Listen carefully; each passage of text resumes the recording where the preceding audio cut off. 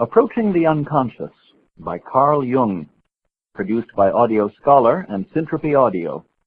Your reader is Julian Lopez Morillas. Approaching the Unconscious was the last work undertaken by Jung and is the lead essay in the popular anthology Man and His Symbols. Its catalyst was a dream Jung had in which he recognized the need to explain his theories to the lay public. After his famous break with Sigmund Freud in 1913, Jung's investigations into the therapeutic role of unconscious symbolism in dreams, myth, and religion led to his theory of archetypes. Psychological health is fostered by assimilation of archetypes, or natural symbols, surfacing from the unconscious. They bring back a piece of life that gives purpose to and thus enriches human life. And now, Approaching the Unconscious by Jung. The importance of dreams. Man uses the spoken or written word to express the meaning of what he wants to convey. His language is full of symbols, but he also often employs signs or images that are not strictly descriptive. Some are mere abbreviations or strings of initials, such as UN, UNICEF, or UNESCO. Others are familiar trademarks, the names of patent medicines, badges, or insignia. Although these are meaningless in themselves, they have acquired a recognizable meaning through common usage or deliberate intent. Such things are not symbols. They are signs, and they do no more than denote the objects to which they are attached. What we call a symbol is a term, a name, or even a picture that may be familiar in daily life, yet that possesses specific connotations in addition to its conventional and obvious meaning. It implies something vague, unknown, or hidden from us. It has a wider unconscious aspect that is never precisely defined or fully explained, nor can one hope to define or explain it. As the mind explores the symbol, it is led to ideas that lie beyond the grasp of reason. Because there are innumerable things beyond the range of human understanding, we constantly use symbolic terms to represent concepts that we cannot define or fully comprehend. This is one reason why all religions employ symbolic language or images. But this conscious use of symbols is only one aspect of a psychological fact of great importance. Man also produces symbols unconsciously and spontaneously in the form of dreams. It is not easy to grasp this point, but the point must be grasped if we are to know more about the ways in which the human mind works. Man, as we realize if we reflect for a moment, never perceives anything fully or comprehends anything completely. He can see, hear, touch, and taste, but how far he sees, how well he hears, what his touch tells him, and what he tastes, depend upon the number and quality of his senses. These limit his perception of the world around him. By using scientific instruments, he can partly compensate for the deficiencies of his senses. For example, he can extend the range of his vision by binoculars, or of his hearing by electrical amplification.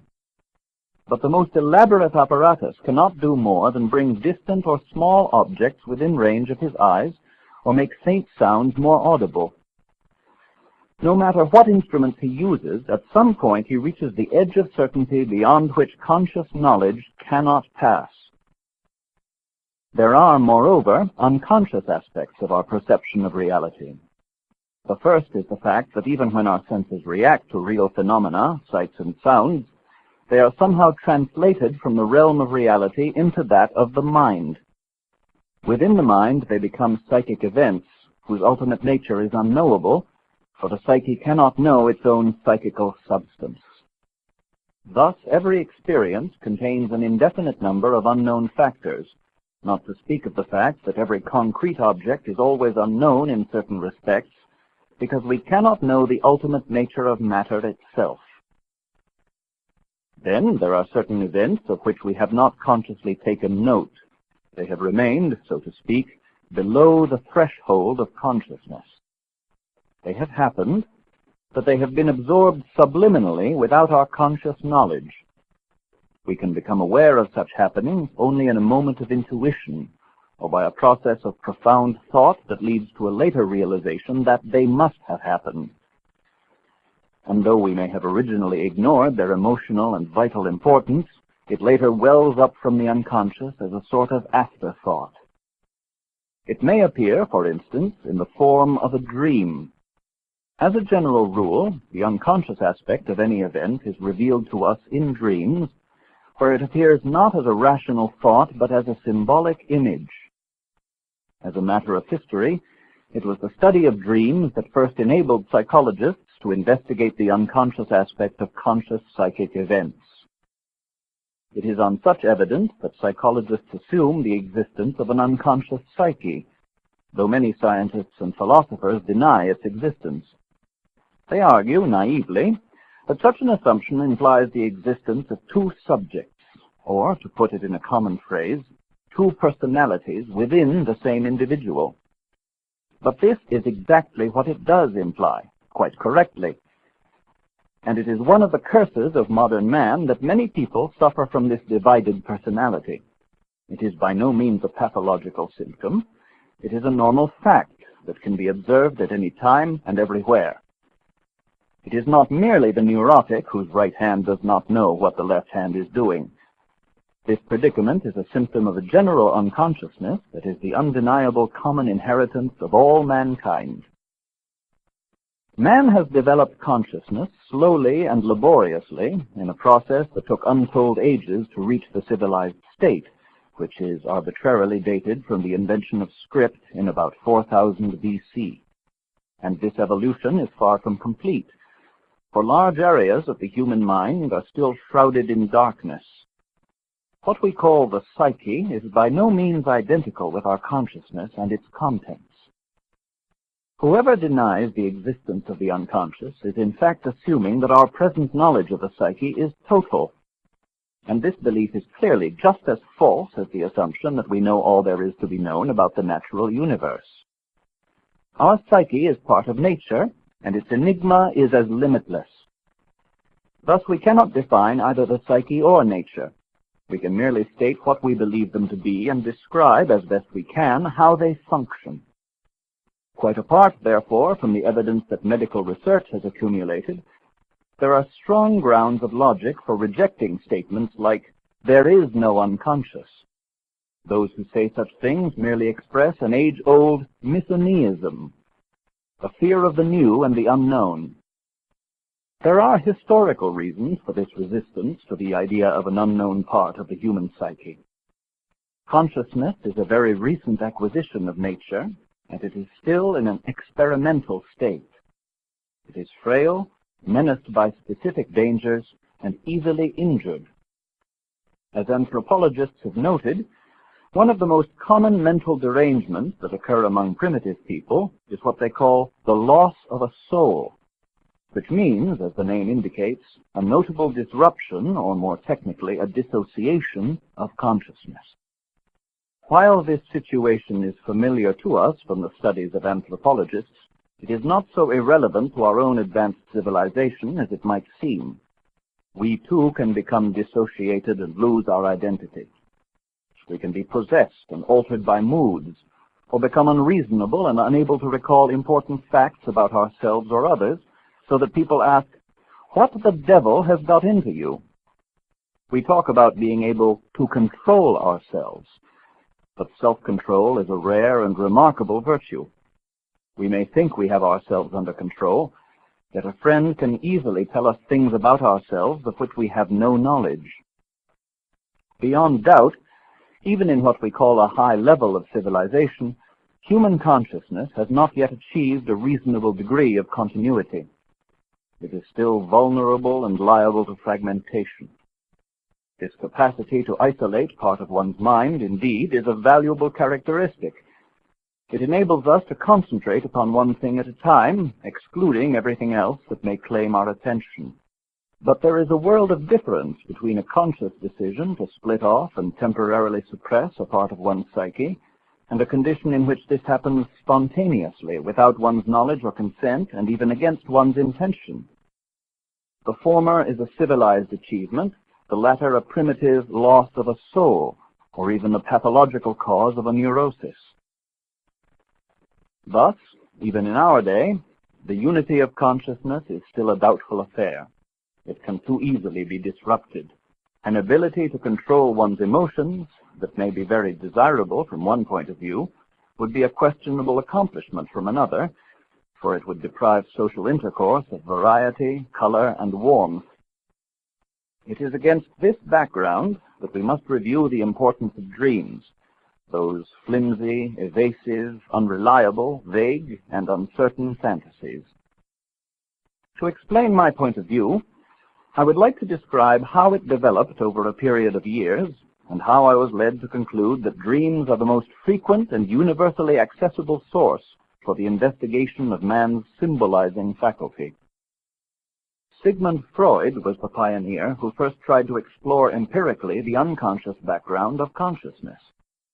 He worked on the general assumption that dreams are not a matter of chance, but are associated with conscious thoughts and problems. This assumption was not in the least arbitrary.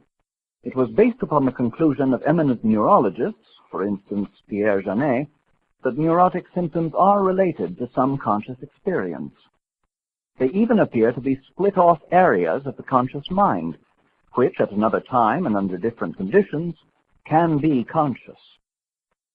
Before the beginning of this century, Freud and Joseph Breuer had recognized that neurotic symptoms, hysteria, certain types of pain, and abnormal behavior, are in fact symbolically meaningful. They are one way in which the unconscious mind expresses itself, just as it may in dreams, and they are equally symbolic. A patient, for instance, who is confronted with an intolerable situation may develop a spasm whenever he tries to swallow. He can't swallow it. Under similar conditions of psychological stress, another patient has an attack of asthma. He can't breathe the atmosphere at home. A third suffers from a peculiar paralysis of the legs. He can't walk, i.e., he can't go on anymore. A fourth, who vomits when he eats, cannot digest some unpleasant fact. I could cite many examples of this kind, but such physical reactions are only one form in which the problems that trouble us unconsciously may express themselves. They more often find expression in our dreams. Any psychologist who has listened to numbers of people describing their dreams knows that dream symbols have much greater variety than the physical symptoms of neurosis. They often consist of elaborate and picturesque fantasies. But if the analyst who is confronted by this dream material uses Freud's original technique of free association, he finds that dreams can eventually be reduced to certain basic patterns. This technique played an important part in the development of psychoanalysis, for it enabled Freud to use dreams as a starting point from which the unconscious problem of the patient might be explored. Freud made the simple but penetrating observation that if a dreamer is encouraged to go on talking about his dream images and the thoughts that these prompt in his mind, he will give himself away and reveal the unconscious background of his ailments in both what he says and what he deliberately omits saying. His ideas may seem irrational and irrelevant, but after a time it becomes relatively easy to see what it is that he is trying to avoid, what unpleasant thought or experience he is suppressing. No matter how he tries to camouflage it, everything he says points to the core of his predicament. A doctor sees so many things from the seamy side of life that he is seldom far from the truth when he interprets the hints that his patient produces as signs of an uneasy conscience. What he eventually discovers, unfortunately, confirms his expectations. Thus far, nobody can say anything against Freud's theory of repression and wish fulfillment as apparent causes of dream symbolism. Freud attached particular importance to dreams as the point of departure for a process of free association. But after a time, I began to feel that this was a misleading and inadequate use of the rich fantasies that the unconscious produces in sleep. My doubts really began when a colleague told me of an experience he had during the course of a long train journey in Russia. Though he did not know the language and could not even decipher the Cyrillic script, He found himself musing over the strange letters in which the railway notices were written, and he fell into a reverie in which he imagined all sorts of meanings for them. One idea led to another, and in his relaxed mood he found that this free association had stirred up many old memories. Among them he was annoyed to find some long-buried disagreeable topics, things he had wished to forget and had forgotten consciously. He had in fact arrived at what psychologists would call his complexes, that is, repressed emotional themes that can cause constant psychological disturbances, or even in many cases, the symptoms of a neurosis. This episode opened my eyes to the fact that it was not necessary to use a dream as the point of departure for the process of free association if one wished to discover the complexes of a patient. It showed me that no one can reach the center directly from any point of the compass. One could begin from Cyrillic letters, from meditations upon a crystal ball, a prayer wheel, or a modern painting, or even from casual conversation about some trivial event. The dream was no more and no less useful in this respect than any other possible starting point. Nevertheless, dreams have a particular significance, even though they often arise from an emotional upset in which the habitual complexes are also involved. The habitual complexes are the tender spots of the psyche, which react most quickly to an external stimulus or disturbance. That is why free association can lead one from any dream to the critical, secret thoughts. At this point, however, it occurred to me that if I was right so far, it might reasonably follow that dreams have some special and more significant function of their own. Very often, dreams have a definite, evidently purposeful structure, indicating an underlying idea or intention, though as a rule the latter is not immediately comprehensible. I therefore began to consider whether one should pay more attention to the actual form and content of a dream, rather than allowing free association to lead one off through a train of ideas to complexes that could as easily be reached by other means. This new thought was a turning point in the development of my psychology. It meant that I gradually gave up following associations that led far away from the text of a dream. I chose to concentrate rather on the associations to the dream itself, believing that the latter expressed something specific that the unconscious was trying to say. The change in my attitude toward dreams involved a change of method. The new technique was one that could take account of all the various wider aspects of a dream. A story told by the conscious mind has a beginning, a development, and an end, but the same is not true of a dream. Its dimensions in time and space are quite different. To understand it, you must examine it from every aspect, just as you may take an unknown object in your hands and turn it over and over until you are familiar with every detail of its shape. Perhaps I have now said enough to show how I came increasingly to disagree with free association as Freud first employed it. I wanted to keep as close as possible to the dream itself, and to exclude all the irrelevant ideas and associations that it might evoke. True, these could lead one towards the complexes of a patient, but I had a more far-reaching purpose in mind than the discovery of complexes that cause neurotic disturbances. There are many other means by which these can be identified. The psychologist, for instance, can get all the hints he needs by using word association tests, by asking the patient what he associates to a given set of words and by studying his responses. But to know and understand the psychic life process of an individual's whole personality, it is important to realize that his dreams and their symbolic images have a much more important role to play. Almost everyone knows, for example, that there is an enormous variety of images by which the sexual act can be symbolized, or, one might say, represented in the form of an allegory. Each of these images can lead, by a process of association, to the idea of sexual intercourse, and to specific complexes that any individual may have about his own sexual attitudes. But one could just as well unearth such complexes by daydreaming on a set of indecipherable Russian letters. I was thus led to the assumption that a dream can contain some message other than the sexual allegory, and that it does so for definite reasons. To illustrate this point, a man may dream of inserting a key in a lock, of wielding a heavy stick, or of breaking down a door with a battering ram.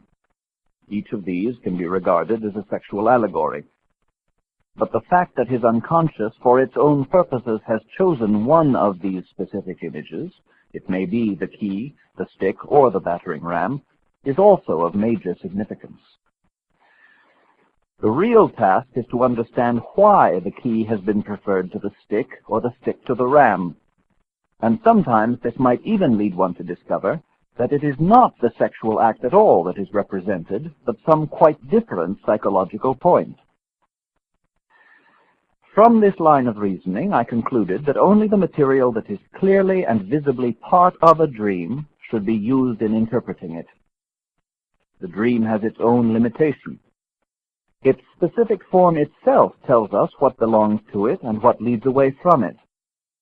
While free association lures one away from that material in a kind of zigzag line, the method I evolved is more like a circumambulation whose center is the dream picture. I work all around the dream picture and disregard every attempt that the dreamer makes to break away from it. Time and time again in my professional work, I have had to repeat the words, "Let's get back to your dream. What does the dream say?" For instance, a patient of mine dreamed of a drunken and disheveled, vulgar woman. In the dream, it seemed that this woman was his wife, though in real life his wife was totally different. On the surface, therefore, the dream was shockingly untrue, and the patient immediately rejected it as dream nonsense. If I, as his doctor, had let him start a process of association, he would inevitably have tried to get as far away as possible from the unpleasant suggestion of his dream. In that case, he would have ended with one of his staple complexes, a complex possibly that had nothing to do with his wife, and we should have learned nothing about the special meaning of this. What then was his unconscious trying to convey by such an obviously untrue statement? Clearly, it somehow expressed the idea of a degenerate female who was closely connected with the dreamer's life. But since the projection of this image onto his wife was unjustified and factually untrue, I had to look elsewhere before I found out what this repulsive image represented. In the Middle Ages, long before the physiologists demonstrated that by reason of our glandular structure there are both male and female elements in all of us, it was said that every man carries a woman within himself. It is this female element in every male that I have called the anima. This feminine aspect is essentially a certain inferior kind of relatedness to the surroundings, and particularly to women, which is kept carefully concealed from others as well as from oneself. In other words, though an individual's visible personality may seem quite normal, he may well be concealing from others, or even from himself, the deplorable condition of the woman within. That was the case with this particular patient. His female side was not nice. His dream was actually saying to him, "You are in some respects behaving like a degenerate female," and thus gave him an appropriate shock. An example of this kind, of course, must not be taken as evidence that the unconscious is concerned with moral injunctions. The dream was not telling the patient to behave better, but was simply trying to balance the lopsided nature of his conscious mind, which was maintaining the fiction that he was a perfect gentleman throughout. It is easy to understand why dreamers tend to ignore and even deny the message of their dreams.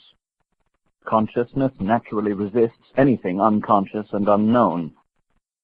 This can easily be observed in any individual's reaction to his own dreams when obliged to admit a surprising thought. Many pioneers in philosophy, science, and even literature have been victims of the innate conservatism of their contemporaries. Psychology is one of the youngest of the sciences. Because it attempts to deal with the working of the unconscious, it has inevitably encountered Newtonianism in an extreme form. Past and future in the unconscious. So far, I have been sketching some of the principles on which I approached the problem of dreams. For when we want to investigate man's faculty to produce symbols, dreams prove to be the most basic and accessible material for this purpose. The two fundamental points in dealing with dreams are these. First, the dream should be treated as a fact, about which one must make no previous assumption except that it somehow makes sense. And second, the dream is a specific expression of the unconscious. One could scarcely put these principles more modestly. No matter how low anyone's opinion of the unconscious may be, he must concede that it is worth investigating. The unconscious is at least on a level with the louse, which after all enjoys the honest interest of the entomologist. If somebody with little experience and knowledge of dreams thinks that dreams are just chaotic occurrences without meaning, he is at liberty to do so. But if one assumes that they are normal events, which as a matter of fact they are, one is bound to consider that they are either causal, that is, that there is a rational cause for their existence, or in a certain way purposive, or both. Let us now look a little more closely at the ways in which the conscious and unconscious contents of the mind are linked together. Take an example with which everyone is familiar. Suddenly you find you can't remember what you were going to say next, though a moment ago the thought was perfectly clear. Or perhaps you were about to introduce a friend, and his name escapes you as you were about to utter it. You say you can't remember. In fact, though, the thought has become unconscious, or at least momentarily separated from consciousness. We find the same phenomenon with our senses. If we listen to a continuous note on the fringe of audibility, the sound seems to stop at regular intervals and then start again. Such oscillations are due to a periodic decrease and increase in one's attention, not to any change in the note. But when something slips out of our consciousness, it does not cease to exist, any more than a car that has disappeared round a corner has vanished into thin air. It is simply out of sight. Just as we may later see the car again, so we come across thoughts that were temporarily lost to us. Thus, part of the unconscious consists of a multitude of temporarily obscured thoughts, impressions, and images that, in spite of being lost, continue to influence our conscious minds. A man who is distracted or absent-minded will walk across the room to fetch something.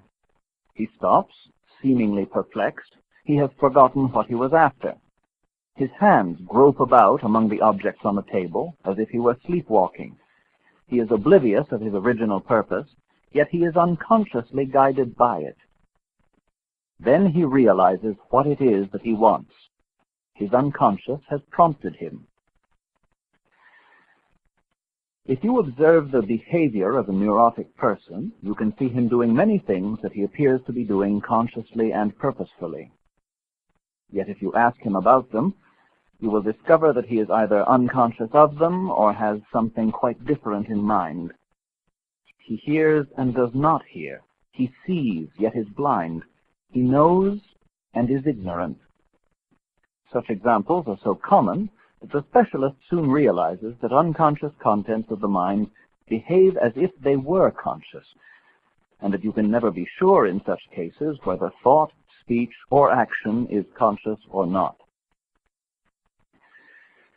It is this kind of behavior that makes so many physicians dismiss statements by hysterical patients as utter lies. Such persons certainly produce more untruths than most of us, but lie is scarcely the right word to use. In fact, their mental state causes an uncertainty of behavior because their consciousness is liable to unpredictable eclipse by an interference from the unconscious. Even their skin sensations may reveal similar fluctuations of awareness. At one moment, a hysterical person may feel a needle prick in the arm. At the next, it may pass unnoticed. If his attention can be focused on a certain point, the whole of his body can be completely anesthetized until the tension that causes this blackout of the senses has been relaxed. Sense perception is then immediately restored. All the time, however, he has been unconsciously aware of what was happening. The physician can see this process quite clearly when he hypnotizes such a patient. It is easy to demonstrate that the patient has been aware of every detail. The prick in the arm or the remark made during an eclipse of consciousness can be recalled as accurately as if there had been no anesthesia or forgetfulness. I recall a woman who was once admitted to the clinic in a state of complete stupor. When she recovered consciousness next day, she knew who she was, but did not know where she was, how or why she had come there, or even the date. Yet after I had hypnotized her, she told me why she had fallen ill, how she had got to the clinic, and who had admitted her. All these details could be verified. She was even able to tell the time at which she had been admitted, because she had seen a clock in the entrance hall. Under hypnosis, her memory was as clear as if she had been completely conscious all the time. When we discuss such matters, we usually have to draw on evidence supplied by clinical observation. For this reason, many critics assume that the unconscious and all its subtle manifestations belong solely to the sphere of psychopathology. They consider any expression of the unconscious as something neurotic or psychotic, which has nothing to do with a normal mental state. But neurotic phenomena are by no means the product exclusively of disease. They are, in fact, no more than pathological exaggerations of normal occurrences. It is only because they are exaggerations that they are more obvious than their normal counterparts. Hysterical symptoms can be observed in all normal persons, but they are so slight that they usually pass unnoticed. Forgetting, for instance, is a normal process in which certain conscious ideas lose their specific energy because one's attention has been deflected. When interest turns elsewhere, it leaves in shadow the things with which one was previously concerned, just as a searchlight lights upon a new area by leaving another in darkness. This is unavoidable, for consciousness can keep only a few images in full clarity at one time, and even this clarity fluctuates. But the forgotten ideas have not ceased to exist. Although they cannot be reproduced at will, they are present in a subliminal state, just beyond the threshold of recall, from which they can rise again spontaneously at any time, often after many years of apparently total oblivion. I am speaking here of things we have consciously seen or heard and subsequently forgotten.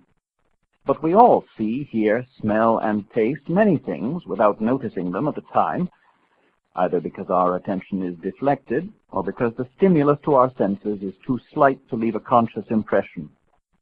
The unconscious, however, has taken note of them, and such subliminal sense perceptions play a significant part in our everyday lives.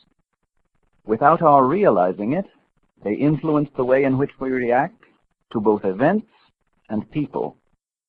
An example of this that I found particularly revealing was provided by a professor who had been walking in the country with one of his pupils, absorbed in serious conversation. Suddenly, he noticed that his thoughts were being interrupted by an unexpected flow of memories from his early childhood. He could not account for this distraction. Nothing in what had been said seemed to have any connection with these memories. On looking back, he saw that he had been walking past a farm when the first of these childhood recollections had surged up in his mind. He suggested to his pupils that they should walk back to the point where the fantasies had begun. Once there, he noticed the smell of geese, and instantly he realized that it was this smell that had touched off the flow of memories. In his youth, he had lived on a farm where geese were kept, and their characteristic smell had left a lasting, though forgotten, impression. As he passed the farm on his walk, he had noticed the smell subliminally, and this unconscious perception had called back long-forgotten experiences of his childhood. The perception was subliminal because the attention was engaged elsewhere, and the stimulus was not strong enough to deflect it and to reach consciousness directly. Yet it had brought up these forgotten memories. Such a cue or trigger effect can explain the onset of neurotic symptoms, as well as more benign memories, when a sight, smell, or sound recalls a circumstance in the past. A girl, for instance, may be busy in her office, apparently in good health and spirits. A moment later, she develops a blinding headache and shows other signs of distress. Without consciously noticing it, she has heard the foghorn of a distant ship, and this has unconsciously reminded her of an unhappy parting with a lover whom she had been doing her best to forget. There are many reasons recalled to mind. An interesting example is that of cryptomnesia, or filled recollection. An author may be writing steadily to a preconceived plan, working out an argument or developing the line of a story, when he suddenly runs off at a tangent. Perhaps a fresh idea has occurred to him, or a different image, or a whole new subplot. If you ask him what prompted the digression, he will not be able to tell you. He may not even have noticed the change, though he has now produced material that is entirely fresh and apparently unknown to him before. Yet it can sometimes be shown convincingly that what he has written bears a striking similarity to the work of another author, a work that he believes he had never seen. I myself found a fascinating example of this in Nietzsche's book, Thus Spake Zarathustra, where the author reproduces almost word for word an incident reported in a ship's log for the year 1686. By sheer chance, I had read this seaman's yarn in a book published about 85, half a century before Nietzsche wrote, and when I found the similar passage in Thus Spake Zarathustra, I was struck by its peculiar style, which was different from Nietzsche's usual language.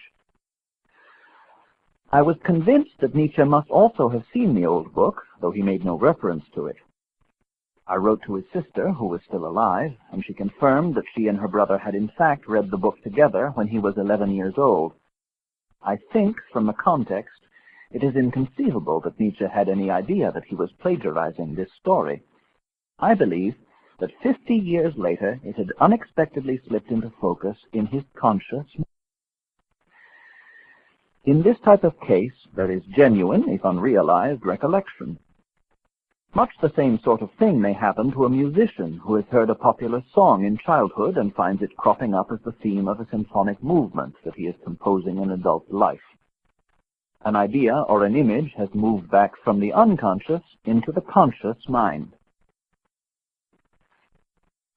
What I have so far said about the unconscious is no more than a cursory sketch of the nature and functioning of this complex part of the human psyche. But it should have indicated the kind of subliminal material from which the symbols of our dreams may be spontaneously produced. This subliminal material can consist of all urges, impulses, and intentions, all perceptions and intuitions, all rational or irrational thoughts, conclusions, inductions, deductions, and premises, and all varieties of feeling. Any or all of these can take the form of partial, temporary, or constant unconsciousness. Such material has mostly become unconscious because, in a manner of speaking, there is no room for it in the conscious mind. Some of one's thoughts lose their emotional energy and become subliminal, that is to say, they no longer receive so much of our conscious attention, because they have come to seem uninteresting or irrelevant, or because there is some reason why we wish to push them out of sight. It is in fact normal and necessary for us to forget in this fashion in order to make room in our conscious mind for impressions and ideas.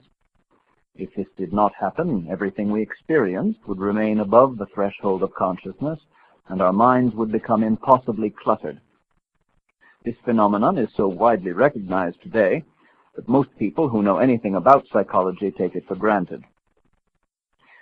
But just as conscious contents can vanish into the unconscious, new contents, which have never yet been conscious, can arise from it.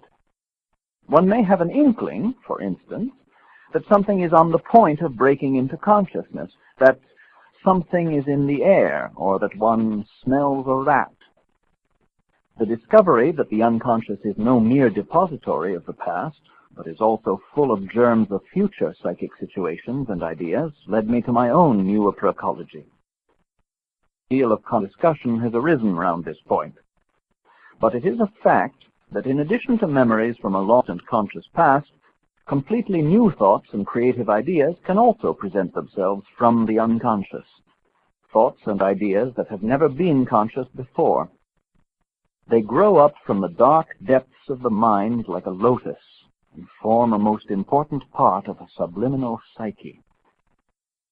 We find this in everyday life, where dilemmas are sometimes solved by the most surprising new propositions. Many artists, philosophers, and even scientists owe some of their best ideas to inspirations that appear suddenly from the unconscious. The ability to reach a rich vein of such material and to translate it effectively into philosophy, literature, music, or scientific discovery is one of the hallmarks of what is commonly called genius. Later, I shall describe in more detail how such material arises from the unconscious, and I shall examine the form in which it is expressed. At the moment, I simply want to point out that the capacity of the human psyche to produce such new material is particularly significant when one is dealing with dream symbolism, for I have found again and again in my professional work that the images and ideas that dreams contain cannot possibly be explained solely in terms of memory. They express new thoughts that have never yet reached the threshold of consciousness. The function of dreams. I have gone into some detail about the origins of our dream life because it is the soil from which most symbols originally grow. Unfortunately, dreams are difficult to understand. As I have already pointed out, a dream is quite unlike a story told by the conscious mind. In everyday life, one thinks out what one wants to say, selects the most telling way of saying it, and tries to make one's remarks logically coherent. For instance, an educated person will seek to avoid a mixed metaphor because it may give a muddled impression of his point.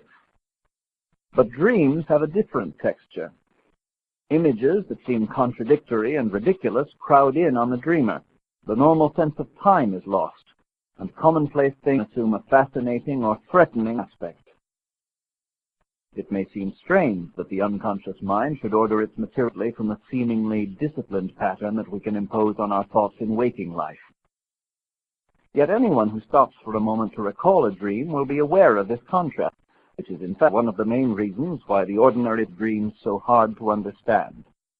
They do not make sense in terms of his normal waking experience, therefore is inclined either to disregard them or to confess that they baffle him. Perhaps it may be easier to understand this point if we first realize the fact that the ideas with which we deal in our apparently disciplined waking life are by no means as precise as we like to believe. On the contrary, their meaning and their emotional significance for us becomes more imprecise the more closely we examine them. The reason for this is that anything we have heard or experienced can become subliminal, that is to say, can pass into the unconscious. And even what we retain in our conscious mind and can reproduce at will has acquired an unconscious undertone that will color the idea each time it is recalled. Our conscious impressions, in fact, quickly assume an element of unconscious meaning that is physically significant for us, though we are not consciously aware of the existence of this subliminal meaning or of the way in which it both extends and confuses the conventional meaning. Of course, such psychic undertones differ from one person to another. Each of us receives any abstract or general notion in the context of the individual mind, and we therefore understand and apply it in our individual ways. In conversation, I use any such terms as state, money, health, or society. I assume that my listeners understand more or less the same thing I do. But the phrase more or less makes my point. Each word means something slightly different to each person, even among those who share the same cultural background. The reason for this variation is that a general notion is received into an individual context and is therefore understood and applied in a slightly individual way.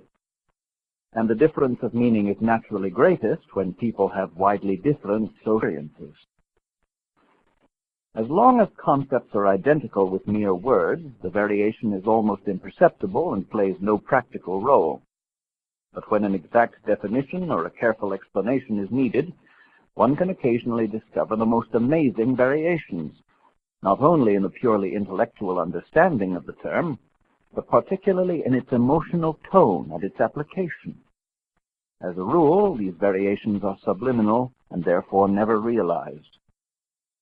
One may tend to dismiss such differences as redundant or expendable nuances of meaning that have little relevance to everyday needs. But the fact that they exist shows that even the most matter-of-fact contents of consciousness have a penumbra of uncertainty around them. Even the most carefully defined philosophical or mathematical concept, which we are sure does not contain more than we have put into it, is nevertheless more than we assume. It is a psychic event, and as such, partly unknowable. The very numbers you use in counting are more than you take them to be. They are at the same time mythological elements. For the Pythagoreans, they were even divine. But you are certainly unaware of this when you use numbers for a practical purpose. Every concept in our conscious mind, in short, has its own psychic associations. While such associations may vary in intensity, according to the relative importance of the concept to our whole personality, or according to the other ideas and even complexes to which it is associated in our unconscious, they are capable of changing the normal character of that concept. It may even become something quite different as it drifts below the level of consciousness. These subliminal aspects of everything that happens to us may seem to play very little part in our daily lives. But in dream analysis, where the psychologist is dealing with expressions of the unconscious, they are very relevant, for they are the almost invisible roots of our conscious thoughts. That is why commonplace objects or ideas can assume such powerful psychic significance in a dream that we may awake seriously disturbed, in spite of having dreamed of nothing worse than a locked room or a missed train. The images produced in dreams are much more picturesque and vivid than the concepts and experiences that are their waking counterparts. One of the reasons for this is that in a dream, such concepts can express their unconscious meaning. In our conscious thoughts, we restrain ourselves within the limits of rational statements that are much less colorful because we have stripped them of most of their psychic associations. I have more than once been consulted by well-educated and intelligent people who have had peculiar dreams, fantasies, or even visions which have shocked them deeply. They have assumed that no one who is in a sound state of mind could suffer from such things, and that anyone who actually sees a vision must be pathologically disturbed. A theologian once told me that Ezekiel's visions were nothing more than morbid symptoms, and that when Moses and other prophets heard voices speaking to them, they were suffering from hallucination. He felt when something of this kind spontaneously happened to him. We are so accustomed to the apparently rational nature of our world that we can scarcely imagine anything happening that cannot be explained by common sense. The primitive man, confronted by a shock of this kind, would not doubt his sanity. He would think of fetishes, spirits, or gods. Yet the emotions that affect us are just the same. In fact, the terrors that stem from our elaborate civilization may be far more threatening than those that primitive people attribute to demons. The attitude of modern civilized man sometimes reminds me of a psychotic patient in my clinic who was himself a doctor. One morning I asked him how he was. He replied that he had had a wonderful night disinfecting the whole of heaven with mercuric chloride, but that in the course of this thoroughgoing sanitary process he had found no trace of God. Here we see a neurosis, or something worse. Instead of God or the fear of God, there is an anxiety neurosis or some kind of phobia. The emotion has remained the same, but its object has changed both its name and nature for the worse. I recall a professor of philosophy who once consulted me about his cancer phobia. He suffered from a compulsive conviction that he had a malignant tumor, although nothing of the kind was ever found in dozens of X-ray pictures. "Oh, I know there is nothing," he would say, "but there might be something." What was it that produced this idea? It obviously came from a fear that was not instilled by conscious deliberation. The morbid thought suddenly overcame him, and it had a power of its own that he could not control. The morbid thought suddenly overcame him, and it had a power of its own that he could not control. It was far more difficult for this educated man to make an admission of this kind than it would have been for a primitive to say that he was plagued by a ghost. The malign influence of evil spirits is at least an admissible hypothesis in a primitive culture, but it is a shattering experience for a civilized person to admit that his troubles are nothing more than a foolish prank of the imagination. The primitive phenomenon of obsession has not vanished. It is the same as ever. It is only interpreted in a different and more obnoxious way. I have already discussed the interesting contrast between the controlled thoughts we have in waking life and the wealth of imagery produced in dreams. Now you can see another reason for this difference. Because in our civilized life we have stripped so many ideas of their emotional energy, we do not really respond to them anymore. We use such ideas in our speech, and we show a conventional reaction when others use them, but they do not make a very deep impression on us. Something more is needed to bring certain things home to us effectively enough to make us change our attitude and our behavior. That is what dream language does. Its symbolism has so much psychic energy that we are forced to pay attention to it. Such messages from the unconscious are of greater importance than most people realize. In our conscious life, we are exposed to all kinds of influences. Other people stimulate or depress us, events at the office or in our social life distract us. Such things seduce us into following ways that are unsuitable to our individuality. Whether or not we are aware of the effects they have on our consciousness, it is disturbed by and exposed to them almost without defense. This is especially the case with a person whose extroverted attitude of mind lays all the emphasis upon external objects, or who harbors feelings of inferiority and doubt concerning his own innermost personality. The more that consciousness is influenced by prejudices, errors, fantasies, and infantile wishes, the more the already existing gap will widen into a neurotic dissociation and lead to a more or less artificial life, far removed from healthy instincts, nature, and truth. The general function of dreams is to try to restore our psychological balance by producing dream material that reestablishes, in a subtle way, the total psychic equilibrium. This is what I call the complementary or compensatory role of dreams in our psychic makeup.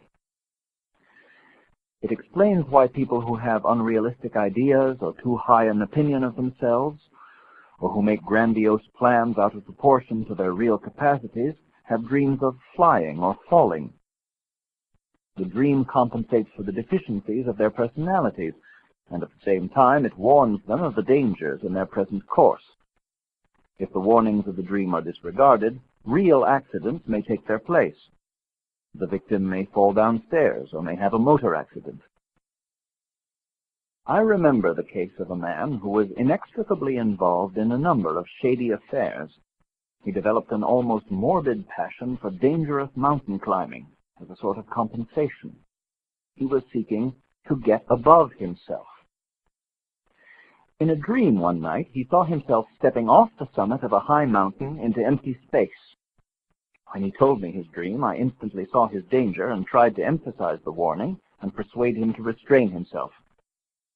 I even told him that the dream foreshadowed his death in a mountain accident. It was in vain. 6 months later, he stepped off into space. A mountain guide watched him and a friend letting themselves down on a rope in a difficult place. The friend had found a temporary foothold on a ledge, and the dreamer was following him down. Suddenly, he let go of the rope, according to the guide, as if he were jumping into the air. He fell upon his friend, and both went down and were killed. Thus, dreams may sometimes announce certain situations long before they actually happen. This is not necessarily a miracle or a form of precognition. Many crises in our lives have a long unconscious history. We move toward them step by step, unaware of the dangers that are accumulating. But what we consciously fail to see is frequently perceived by our unconscious, which can pass the information on through dreams. Dreams may often warn us in this way, but just as often, it seems, they do not. Therefore, any assumption of a benevolent hand restraining us in time is dubious. Or to state it more positively, it seems that a benevolent agency is sometimes at work and sometimes not. The mysterious hand may even point the way to perdition. Dreams sometimes prove to be traps, or appear to be so. They sometimes behave like the Delphic oracle that told King Croesus that if he crossed the Halys River, he would destroy a large kingdom. It was only after he had been completely defeated in battle after the crossing that he discovered that the kingdom meant by the oracle was his own. One cannot afford to be naive in dealing with dreams. They originate in a spirit that is not quite human, but is rather a breath of nature, a spirit of the beautiful and generous as well as of the cruel goddess. If we want to characterize this spirit, we shall certainly get closer to it in the sphere of ancient mythologies or the fables of the primeval forest than in the consciousness of modern man. I am not denying that great gains have resulted from the evolution of civilized society, but these gains have been made at the price of enormous losses, whose extent we have scarcely begun to estimate. Part of the purpose of my comparisons between the primitive and the civilized states of man has been to show the balance of these losses and gains. Primitive man was much more governed by his instincts than are his rational modern descendants, who have learned to control themselves. In this civilizing process, we have increasingly divided our consciousness from the deeper instinctive strata of the human psyche, and even ultimately from the somatic basis of the psychic phenomenon. Fortunately, we have not lost these basic instinctive strata. They remain part of the unconscious, even though they may express themselves only in the form of dream images. These instinctive phenomena, one may not incidentally always recognize them for what they are, for their character is symbolic, play a vital part in what I have called the compensating function of dreams. For the sake of mental stability and even physiological health, the unconscious and the conscious must be integrally connected and thus move on parallel lines. If they are split apart or dissociated, psychological disturbance follows. In this respect, dream symbols are the essential message carriers from the instinctive to the rational parts of the human mind, and their interpretation enriches the poverty of consciousness so that it learns to understand again the forgotten language of the instincts. Of course, people are bound to query this function, since its symbols so often pass unnoticed or uncomprehended. In normal life, the understanding of dreams is often considered superfluous. I can illustrate this by my experience with a primitive tribe in East Africa. To my amazement, these tribesmen denied that they had any dreams. But through patient, indirect talks with them, I soon found that they had dreams, just like everyone else, but that they were convinced their dreams had no meaning. Dreams of ordinary men mean nothing, they told me. They thought that the only dreams that mattered were those of chiefs and medicine men. These, which concerned the welfare of the tribe, were highly appreciated. The only drawback was that the chief and the medicine man both claimed that they had ceased having meaningful dreams. They dated this change from the time that the British came to their country. The district commissioner, the British official in charge of them, had taken over the function of the great dreams that had hitherto guided the tribe's behavior.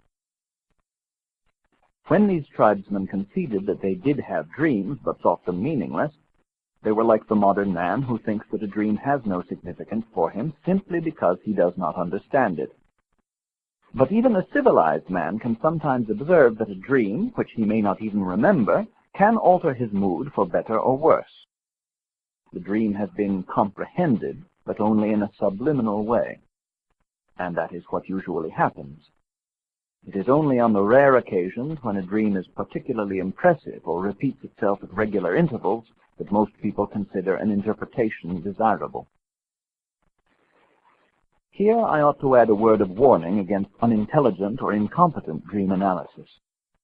There are some people whose mental condition is so unbalanced that the interpretation of their dreams can be extremely risky.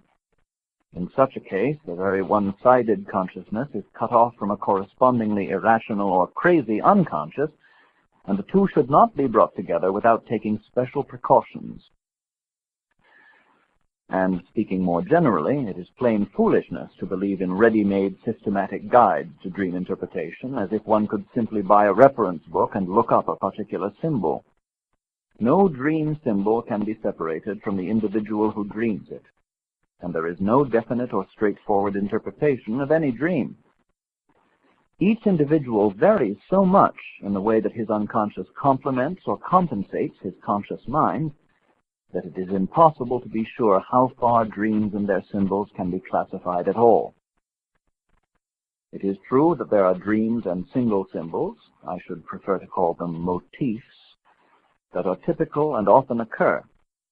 Among such motifs are falling, flying, being persecuted by dangerous animals or hostile men, being insufficiently or absurdly clothed in public places, being in a hurry or lost in a milling crowd, fighting with useless weapons or being wholly defenseless, running hard yet getting nowhere.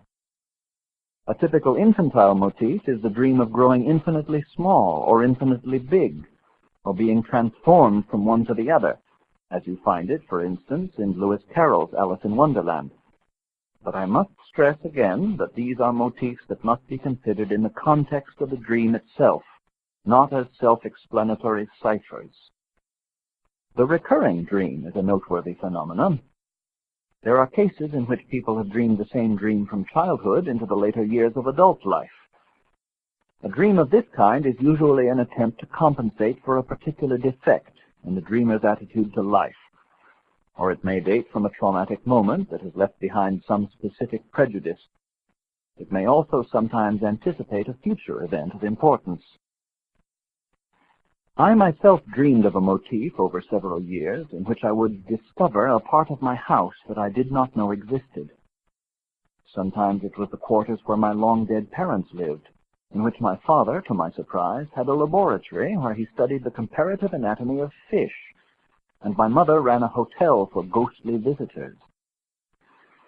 Usually, this unfamiliar guest wing was an ancient historical building, long forgotten, yet my inherited property. It contained interesting antique furniture, and toward the end of this series of dreams, I discovered an old library whose books were unknown to me. Finally, in the last dream, I opened one of the books and found in it a profusion of the most marvelous symbolic pictures. When I awoke, my heart was palpitating with excitement. Sometime before I had this particular last dream of the series, I had placed an order with an antiquarian bookseller for one of the classic compilations of medieval alchemists. I had found a quotation in literature that I thought might have some connection with early Byzantine alchemy, and I wished to check it. Several weeks after I had had the dream of the unknown book, a parcel arrived from the bookseller. Inside was a parchment volume dating from the 16th century. It was illustrated by fascinating symbolic pictures that instantly reminded me of those I had seen in my dream. As the rediscovery of the principles of alchemy came to be an important part of my work as a pioneer of psychology, the motif of my recurring dream can easily be understood. The house, of course, was a symbol of my personality and its conscious field of interests, and the unknown annex represented the anticipation of a new field of interest and research of which my conscious mind was at that time unaware. From that moment, 30 years ago, I never had the dream again. The analysis of dreams. I began this essay by noting the difference between a sign and a symbol. The sign is always less than the concept it represents, while a symbol always stands for something more than its obvious and immediate meaning. Symbols, moreover, are natural and spontaneous products. No genius has ever sat down with a pen or brush in his hand and said, "Now I am going to invent a symbol." No one can take a more or less rational thought, reached as a logical conclusion or by deliberate intent, and then give it symbolic form. No matter what fantastic trappings one may put upon an idea of this kind, it will still remain a sign, linked to the conscious thought behind it, not a symbol that hints at something not yet known. In dreams, symbols occur spontaneously, for dreams happen and are not invented. They are therefore the main source of all our knowledge about symbolism. There are many symbols, however, among them the most important, that are not individual but collective in their nature and origin. These are chiefly religious images. The believer assumes that they are of divine origin, that they have been revealed to man. The skeptic says flatly that they have been invented. Both are wrong. It is true, as the skeptic notes, that religious symbols and concepts have for centuries been the object of careful and quite conscious elaboration. It is equally true, as the believer implies, that their origin is so far buried in the mystery of the past that they seem to have no human source. But they are, in fact, collective representations, emanating from primeval dreams and created fantasies. As such, these images are involuntary, spontaneous manifestations, and by no means intentional inventions. This fact, as I shall later explain, has a direct and important bearing upon the interpretation of dreams. It is obvious that if you assume the dream to be symbolic, you will interpret it differently from a person who believes that the essential energizing thought or emotion is known already and is merely disguised by the dream. In the latter case, dream interpretation makes little sense, for you find only what you already know. It is for this reason that I have always said to my pupils, learn as much as you can about symbolism, then forget it all when you are analyzing a dream. This advice is of such practical importance that I have made it a rule to remind myself that I can never understand somebody else's dream well enough to interpret it correctly. I have done this in order to check the flow of my own associations and reactions, which might otherwise prevail over my patient's uncertainties and hesitations.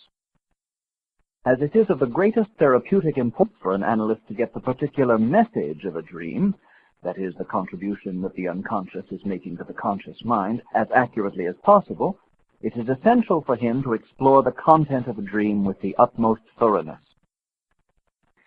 I had a dream when I was working with Freud that illustrates this point. I dreamed that I was in my home, apparently on the first floor, in a cozy, pleasant sitting room furnished in the manner of the 18th century. I was astonished that I had never seen this room before, and began to wonder what the ground floor was like. I went downstairs and found the place was rather dark, with paneled walls and heavy furniture dating from the 16th century or even earlier. My surprise and curiosity increased. I wanted to see more of the whole structure of this house, so I went down to the cellar, where I found a door opening onto a flight of stone steps that led to a large vaulted room. The floor consisted of large slabs of stone, and the walls seemed very ancient. I examined the mortar and found it was mixed with splinters of brick. Obviously, the walls were of Roman origin. I became increasingly excited. In one corner, I saw an iron ring on a stone slab. I pulled up the slab and saw yet another narrow flight of steps leading to a kind of cave, which seemed to be a prehistoric tomb containing 2 skulls, some bones, and broken shards of pottery. Then I woke up.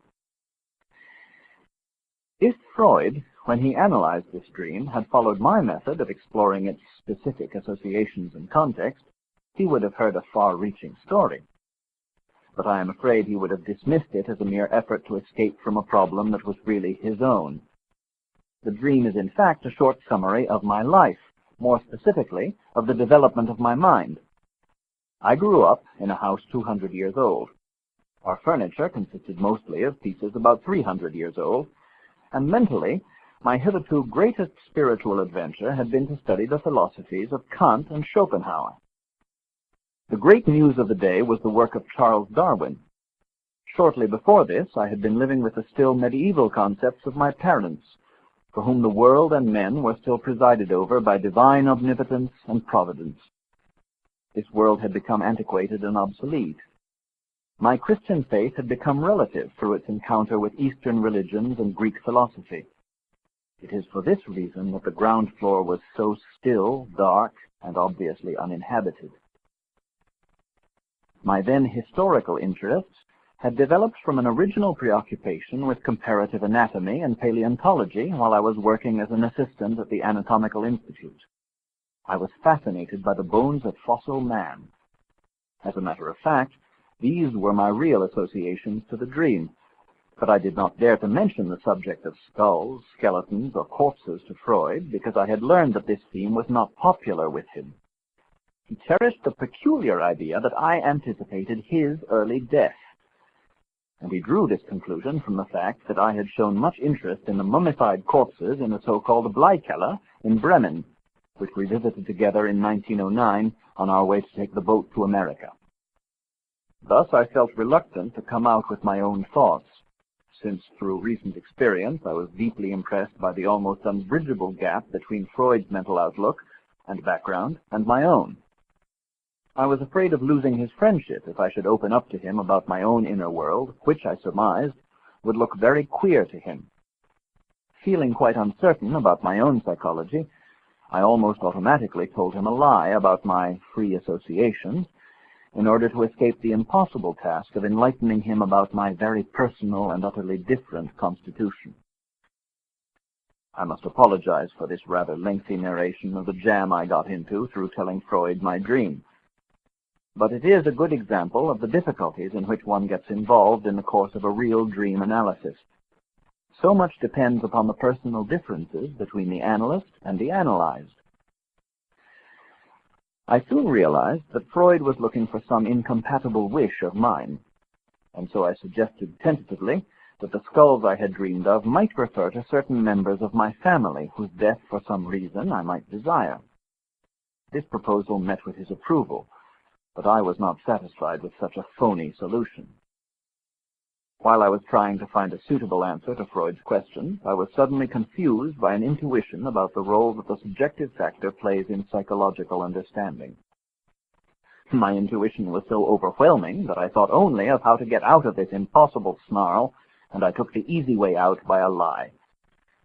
This was neither elegant nor morally defensible, but otherwise I should have risked a fatal row with Freud, and I did not feel up to that for many reasons. My intuition consisted of the sudden and most unexpected insight into the fact that my dream meant myself, my life and my world, my whole reality against a theoretical structure erected by another, strange mind, for reasons and purposes of its own. It was not Freud's dream, it was mine, and I understood suddenly in a flash what my dream meant.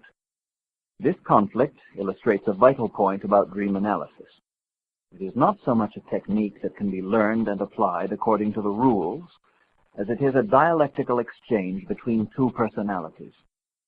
If it is handled as a mechanical technique, the individual psychic personality of the dreamer gets lost, and the therapeutic problem is reduced to the simple question, which of the two people concerned, the analyst or the dreamer, will dominate the other? I gave up hypnotic treatment for this very reason, because I did not want to impose my will on others.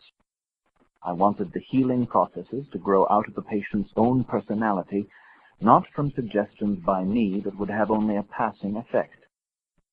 My aim was to protect and preserve my patient's dignity and freedom, so that he could live his life according to his own wishes.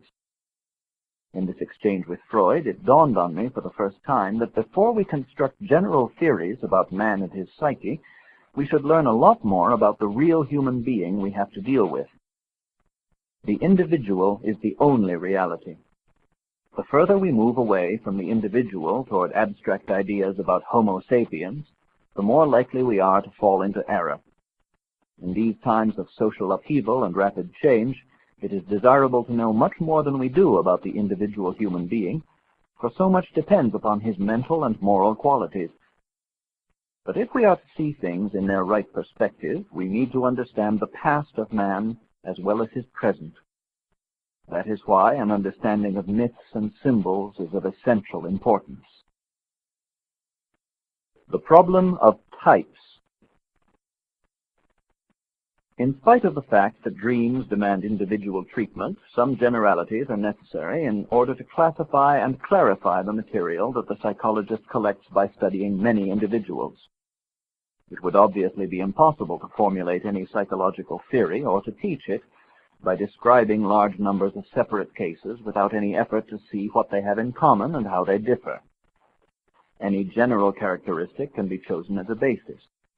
One can, for instance, make a relatively simple distinction between individuals who have extroverted personalities and others who are introverted. This is only one of many possible generalizations, but it enables one to see immediately the difficulties that can arise if the analyst should happen to be one type and his patient the other. It is vitally necessary to take account of such differences of personality in dream interpretation. It cannot be assumed that the analyst is a superman who is above such differences just because he is a doctor who has acquired a psychological theory and a corresponding technique. He can only imagine himself to be superior insofar as he assumes that his theory and technique are absolute truths, capable of embracing the whole of the human psyche. Since such an assumption is more than doubtful, he cannot really be sure of it. Consequently, he will be assailed by secret doubts if he confronts the human wholeness of his patient with a theory or technique, which is merely a hypothesis or an attempt, instead of with his own living wholeness. The analyst's whole personality is the only adequate equivalent of his patient's personality. Psychological experience and knowledge do not amount to more than mere advantages on the side of the analyst. They do not keep him outside the fray, in which he is bound to be tested just as much as his patient. Thus it matters a good deal whether their personalities are harmonious, in conflict, or complementary. Thus, if you want to understand another person's dream, you have to sacrifice your own predilections and suppress your prejudices. This is not easy or comfortable, because it means a moral effort that is not to everyone's taste. But if the analyst does not make the effort to criticize his own standpoint and to admit its relativity, he will get neither the right information about nor sufficient insight into his patient's mind.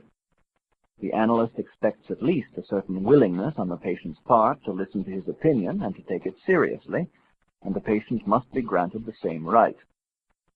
Although such a relationship is indispensable for any understanding and is therefore of self-evident necessity, one must remind oneself again and again that it is more important in therapy for the patient than for the analyst's theoretical expectations to be satisfied.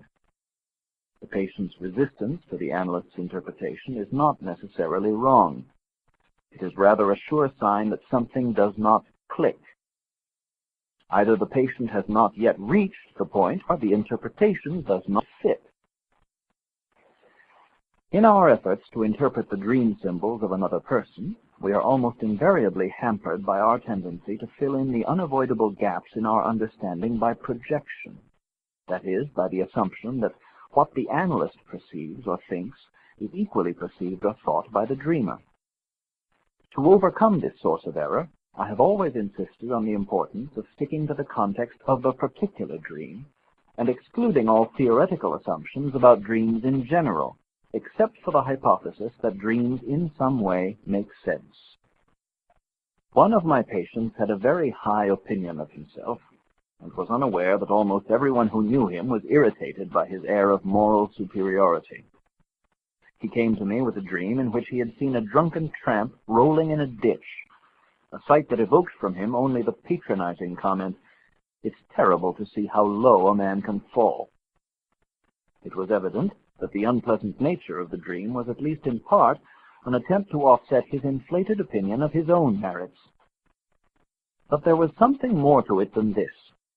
It turned out that he had a brother who was a degenerate alcoholic. What the dream also revealed was that his superior attitude was compensating the brother, both as an outer and inner figure. In another case I recall, a woman who was proud of her intelligent understanding of psychology had recurring dreams about another woman.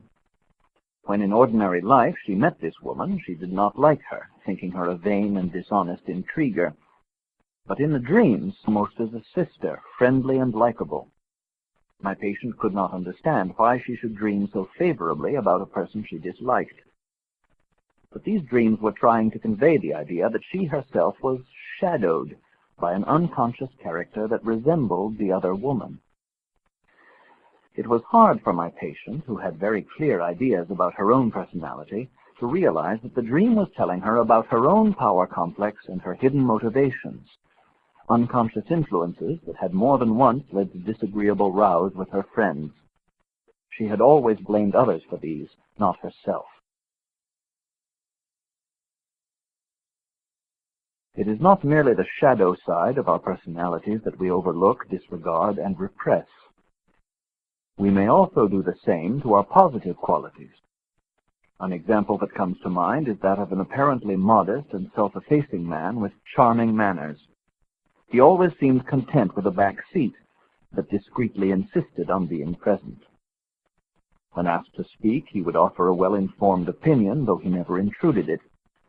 But he sometimes hinted that a given matter could be dealt with in a far superior way at a certain higher level, though he never explained how. In his dreams, however, he constantly had encounters with great historical figures, such as Napoleon and Alexander the Great. These dreams were clearly compensating for an inferiority complex. But they had another implication. What sort of man must I be, the dream was asking, to have such illustrious callers? In this respect, the dreams pointed to a secret megalomania, which offset the dreamer's feeling of inferiority. This unconscious idea of grandeur insulated him from the reality of his environment and enabled him to remain aloof from obligations that would be imperative for other people. He felt no need to prove, either to himself or to others, that his superior judgment was based on superior merit. He was, in fact, unconsciously playing an insane game, and the dreams were seeking to bring it to the level of consciousness in a curiously ambiguous way. Hobnobbing with Napoleon and being on speaking terms with Alexander the Great are exactly the kind of fantasies produced by an inferiority complex. But why, one asks, could not the dream be open and direct about it and say what it had to say without ambiguity? I have frequently been asked this question, and I have asked it myself. I am often surprised at the tantalizing way dreams seem to evade definite information or omit the decisive point. Freud assumed the existence of a special function of the psyche, which he called the censor. This, he supposed, twisted the dream images and made them unrecognizable or misleading in order to deceive the dreaming consciousness about the real subject of the dream. By concealing the critical thought from the dreamer, the censor protected his sleep against the shock of a disagreeable reminiscence. But I am skeptical about the theory that the dream is a guardian of sleep. Dreams just as often disturb sleep. It rather looks as if the approach to consciousness has a blotting out effect upon the subliminal contents of the psyche. The subliminal state retains ideas and images at a much lower level of tension than they possess in consciousness. In the subliminal condition, they lose clarity of definition.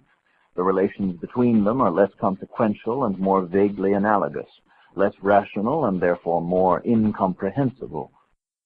This can also be observed in all dream-like conditions, whether due to fatigue, fever, or toxins. But if something happens to endow any of these images with greater tension, they become less subliminal and, as they come close to the threshold of consciousness, more sharply defined. It is from this fact that one may understand why dreams often express themselves as analogies, why one dream image slides into another, and why neither the logic nor the time scale of our waking life seems to apply. The form that dreams take is natural to the unconscious because the material from which they are produced is retained in the subliminal state in precisely this fashion. Dreams do not guard sleep from what Freud called the incompatible wish. What he called disguise is actually the shape all impulses naturally take in the unconscious. Thus, a dream cannot produce a definite thought. If it begins to do so, it ceases to be a dream because it crosses the threshold of consciousness. That is why dreams seem to skip the very points that are most important to the conscious mind and seem rather to manifest the fringe of consciousness, like the faint gleam of stars during a total eclipse of the sun. We should understand that dream symbols are for the most part manifestations of a psyche that is beyond the control of the conscious mind. Meaning and purposefulness are not the prerogatives of the mind. They operate in the whole of living nature.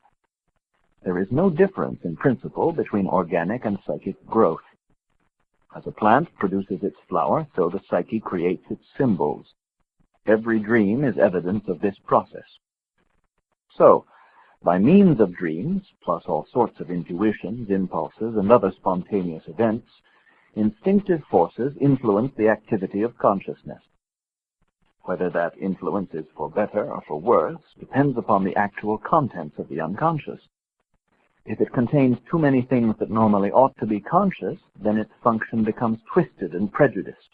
Motives appear that are not based upon true instincts, but that owe their existence and psychic importance to the fact that they have been consigned to the unconscious by repression or neglect. They overlay, as it were, the normal unconscious psyche and distort its natural tendency to express basic symbols and motifs. Therefore, it is reasonable for a psychoanalyst concerned with the causes of a mental disturbance to begin by eliciting from his patient a more or less voluntary confession and realization of everything that the patient dislikes or fears. The knowledge of human nature that I have accumulated in the course of 60 years of practical experience has taught me to consider each case as a new one in which, first of all, I have had to seek the individual approach. Sometimes I have not hesitated to plunge into a careful study of infantile events and fantasies. At other times I have begun at the top, even if this has meant soaring straight into the most remote metaphysical speculations.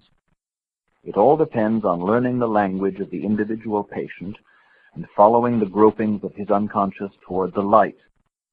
Some cases demand one method and some another. This is especially true when one seeks to interpret symbols. Two different individuals may have almost exactly the same dream. This, as one soon discovers in clinical experience, is less uncommon than the layman may think. Yet if, for instance, one dreamer is young and the other is old, the problem that disturbs them is correspondingly different, and it would be obviously absurd to interpret both dreams in the same way. An example that comes to my mind is a dream in which a group of young men are riding on horseback across a wide field. The dreamer is in the lead, and he jumps a ditch full of water, just clearing this hazard. The rest of the party fall into the ditch. Now, the young man who first told me this dream was a cautious, introverted type. But I also heard the same dream from an old man of daring character who had lived an active and enterprising life. At the time he had this dream, he was an invalid who gave his doctor and nurse a great deal of trouble. He had actually injured himself by his disobedience of medical instructions. It was clear to me that this dream was telling the young man what he ought to do, but it was telling the old man what he actually was still doing. While it encouraged the hesitant young man, the old man was in no such need of encouragement. The spirit of enterprise that still flickered within him was, indeed, his greatest trouble. This example shows how the interpretation of dreams and symbols largely depends upon the individual circumstances of the dreamer and the condition of his mind. The archetype in dream symbolism. I have already suggested that dreams serve the purpose of compensation. This assumption means that the dream is a normal psychic phenomenon that transmits unconscious reactions or spontaneous impulses to consciousness. Many dreams can be interpreted with the help of the dreamer, who provides both the associations to and the context of the dream image, by means of which one can look at all its aspects. This method is adequate in all ordinary cases, such as those when a relative, a friend, or a patient tells you a dream more or less in the course of conversation. But when it is a matter of obsessive dreaming or of highly emotional dreams, the personal associations produced by the dreamer do not usually suffice for a satisfactory interpretation. In such cases, we have to take into consideration the fact, first observed and commented on by Freud, that elements often occur in a dream that are not individual and that cannot be derived from the dreamer's personal experience. These elements, as I have previously mentioned, are what Freud called archaic remnants. Mental forms whose presence cannot be explained by anything in the individual's own life, and which seem to be aboriginal, innate, and inherited shapes of the human mind. Just as the human body represents a whole museum of organs, each with a long evolutionary history behind it, so we should expect to find that the mind is organized in a similar way. It can no more be a product without history than is the body in which it exists. By history, I do not mean the fact that the mind builds itself up by conscious reference to the past through language and other cultural traditions. I am referring to the biological, prehistoric, and unconscious development of the mind in archaic man, whose psyche was still close to that of the animal. This immensely old psyche forms the basis of our mind, just as much of the structure of our body is based on the general anatomical pattern of the mammal. The trained eye of the anatomist or the biologist finds many traces of this original pattern in our bodies. The experienced investigator of the mind can similarly see the analogies between the dream pictures of modern man and the products of the primitive mind, its collective images and its mythological motifs. Just as the biologist needs the science of comparative anatomy, however, the psychologist cannot do without a comparative anatomy of the psyche. In practice, to put it differently, the psychologist must not only have a sufficient experience of dreams and other products of unconscious activity, but also of mythology in its widest sense. Without this equipment, nobody can spot the important analogies. It is not possible, for instance, to see the analogy between a case of compulsion neurosis and that of a classical demonic possession without a working knowledge of both. My views about the archaic remnants, which I call archetypes or primordial images, have been constantly criticized by people who lack a sufficient knowledge of the psychology of dreams and of mythology. The term archetype is often misunderstood as meaning certain definite mythological images or motifs. But these are nothing more than conscious representations. It would be absurd to assume that such variable representations could be inherited. The archetype is a tendency to form such representations of a motif, representations that can vary a great deal in detail without losing their basic pattern. There are, for instance, many representations of the motif of the hostile brethren, but the motif itself remains the same. My critics have incorrectly assumed that I am dealing with inherited representations, and on that ground they have dismissed the idea of the archetype as mere superstition. They have failed to take into account the fact that if archetypes were representations that originated in our consciousness, or were acquired by consciousness, we should surely understand them and not be bewildered and astonished when they present themselves in our consciousness. They are indeed an instinctive trend, as marked as the impulse of birds to build nests or ants to form organized colonies. Here I must clarify the relation between instincts and archetypes. What we properly call instincts are physiological urges and are perceived by the senses.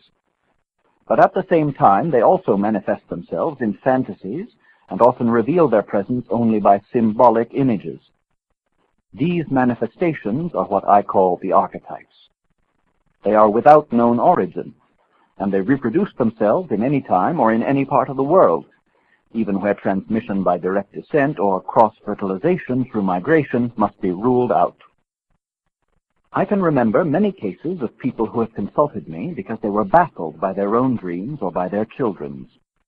They were at a complete loss to understand the terms of the dreams. The reason was that the dreams contained images that they could not relate to anything they could remember or could have passed on to their children. Yet some of these patients were highly educated. A few of them were actually psychiatrists themselves. I vividly recall the case of a professor who had had a sudden vision and thought he was insane. He came to see me in a state of complete panic. I simply took a 400-year-old book from the shelf and showed him an old woodcut depicting his very vision. "There's no reason for you to believe that you're insane," I said to him. "They knew about your vision 400 years ago." Whereupon he sat down entirely deflated, but once more normal. Like the instincts, the collective thought patterns of the human mind are innate and inherited. They function, when the occasion arises, in more or less the same way in all of us. Emotional manifestations, to which such thought patterns belong, are recognizably the same all over the earth. We can identify them even in animals, and the animals themselves understand one another in this respect, even though they may belong to different species. And what about insects with their complicated symbiotic functions? Most of them do not even know their parents and have nobody to teach them. Why should one assume, then, that man is the only living being deprived of specific instincts, or that his psyche is devoid of all traces of its evolution? Naturally, if you identify the psyche with consciousness, you can easily fall into the erroneous idea that man comes into the world with a psyche that is empty, and that in later years it contains nothing more than what it has learned by individual experience. But the psyche is more than consciousness. Animals have little consciousness, but many impulses and reactions that denote the existence of a psyche, and primitives do a lot of things whose meaning is unknown to them. You may ask many civilized people in vain for the real meaning of the Christmas tree or of the Easter egg. The fact is, they do things without knowing why they do them. I am inclined to the view that things were generally done first, and that it was only a long time afterward that somebody asked why they were done. The medical psychologist is constantly confronted with otherwise intelligent patients who behave in a peculiar and unpredictable way and who have no inkling of what they say or do. They are suddenly caught by unreasonable moods for which they themselves cannot account. Superficially, such reactions and impulses seem to be of an intimately personal nature, and so we dismiss them as idiosyncratic behavior. In fact, they are based upon a preformed and ever-ready instinctive system that is characteristic of man. Thought forms, universally understandable gestures, and many attitudes follow a pattern that was established long before man developed a reflective consciousness. It is even conceivable that the early origins of man's capacity to reflect come from the painful consequences of violent emotional clashes. We cannot know whether this kind of experience was actually the initial cause of the development of human consciousness. But there is no doubt that the shock of an emotional experience is often needed to make people wake up and pay attention to what they are doing. Such experiences seem to show that archetypal forms are not just static patterns. They are dynamic factors that manifest themselves in impulses, just as spontaneously as the instincts. Certain dreams, visions, or thoughts can suddenly appear, and however carefully one investigates, one cannot find out what causes them. This does not mean that they have no cause. They certainly have.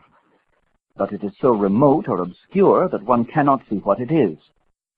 In such a case, one must wait either until the dream and its meaning are sufficiently understood, or until some external event occurs that will explain the dream.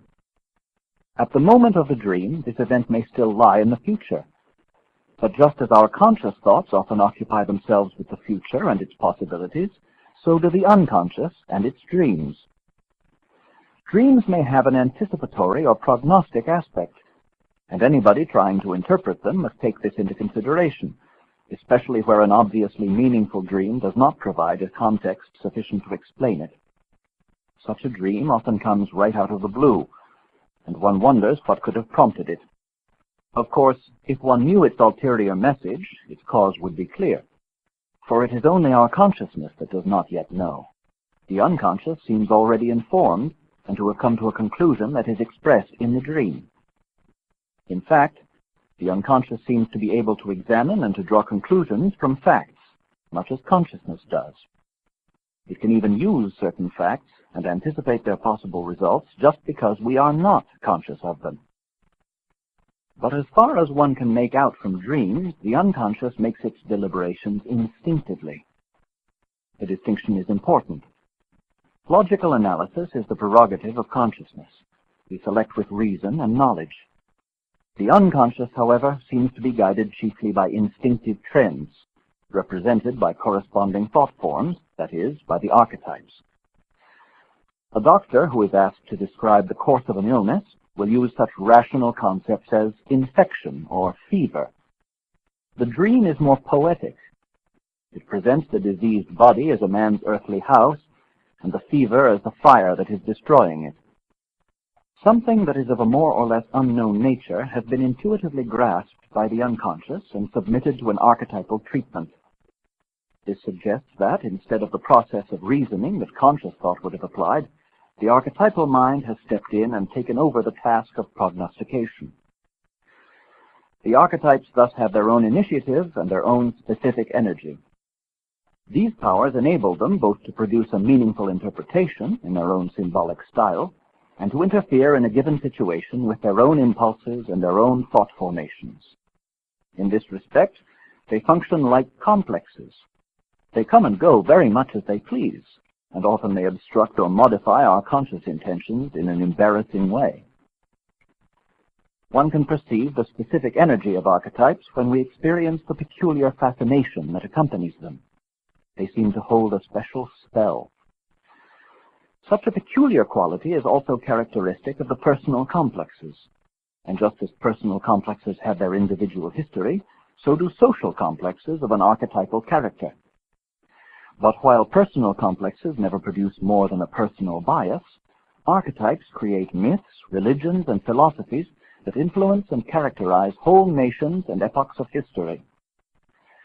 We regard the personal complexes as compensations for one-sided or faulty attitudes of consciousness.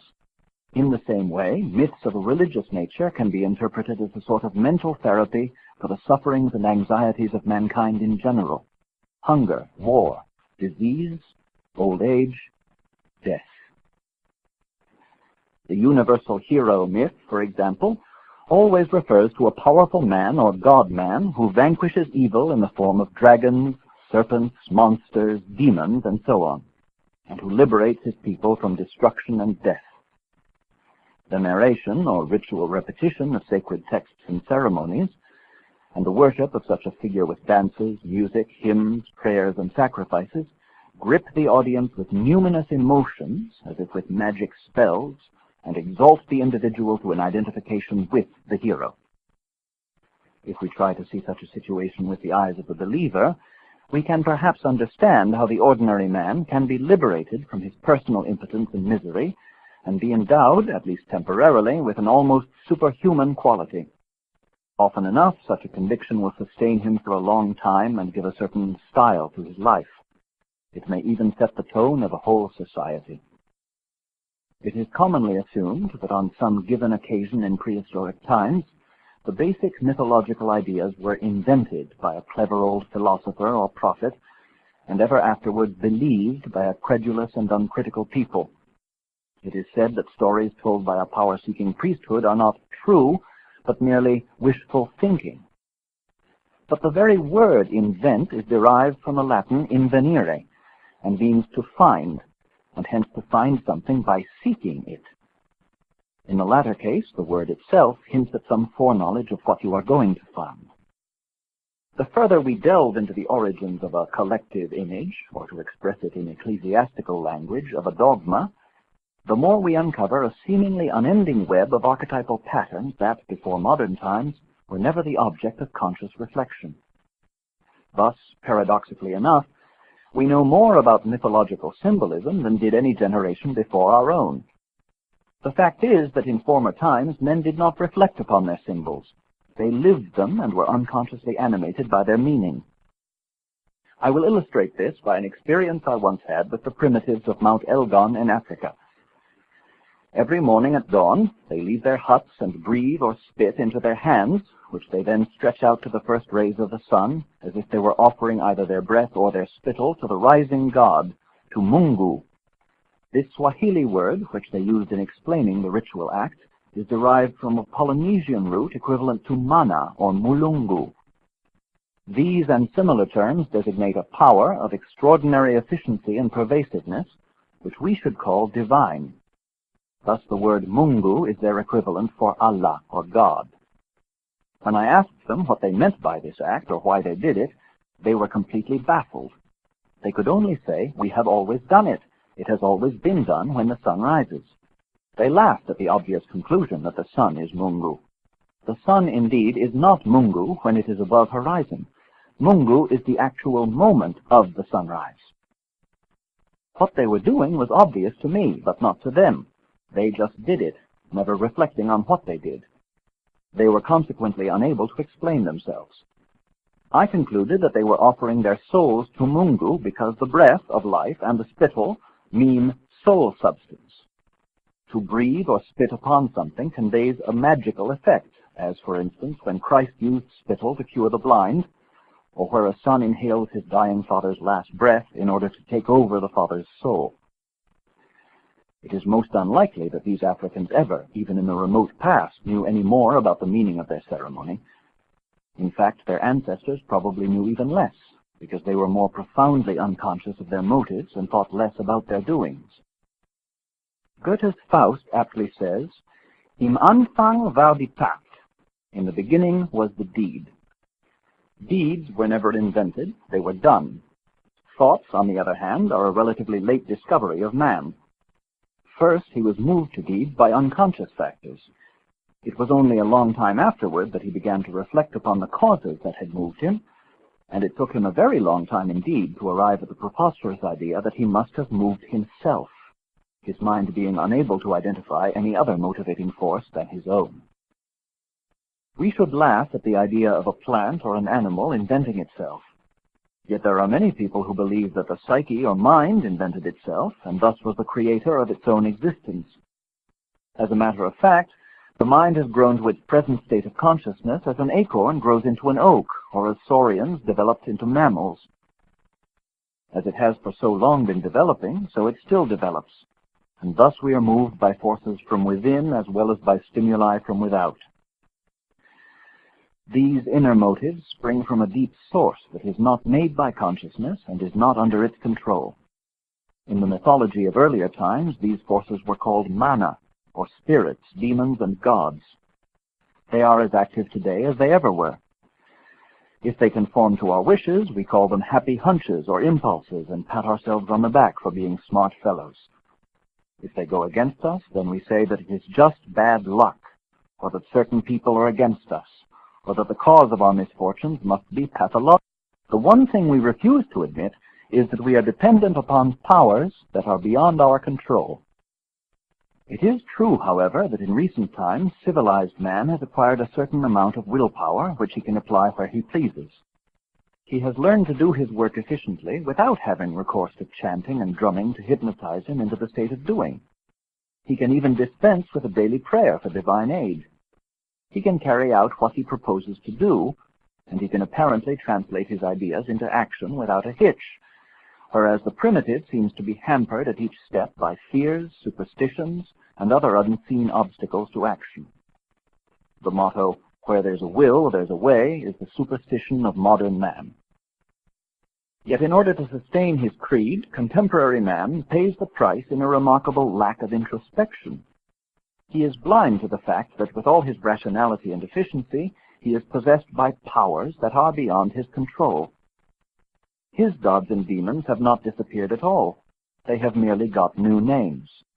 I'm on the run with restlessness, vague apprehensions, psychological complications, an insatiable need for pills, alcohol, tobacco, food, and above all, a large array of neuroses. The soul of man.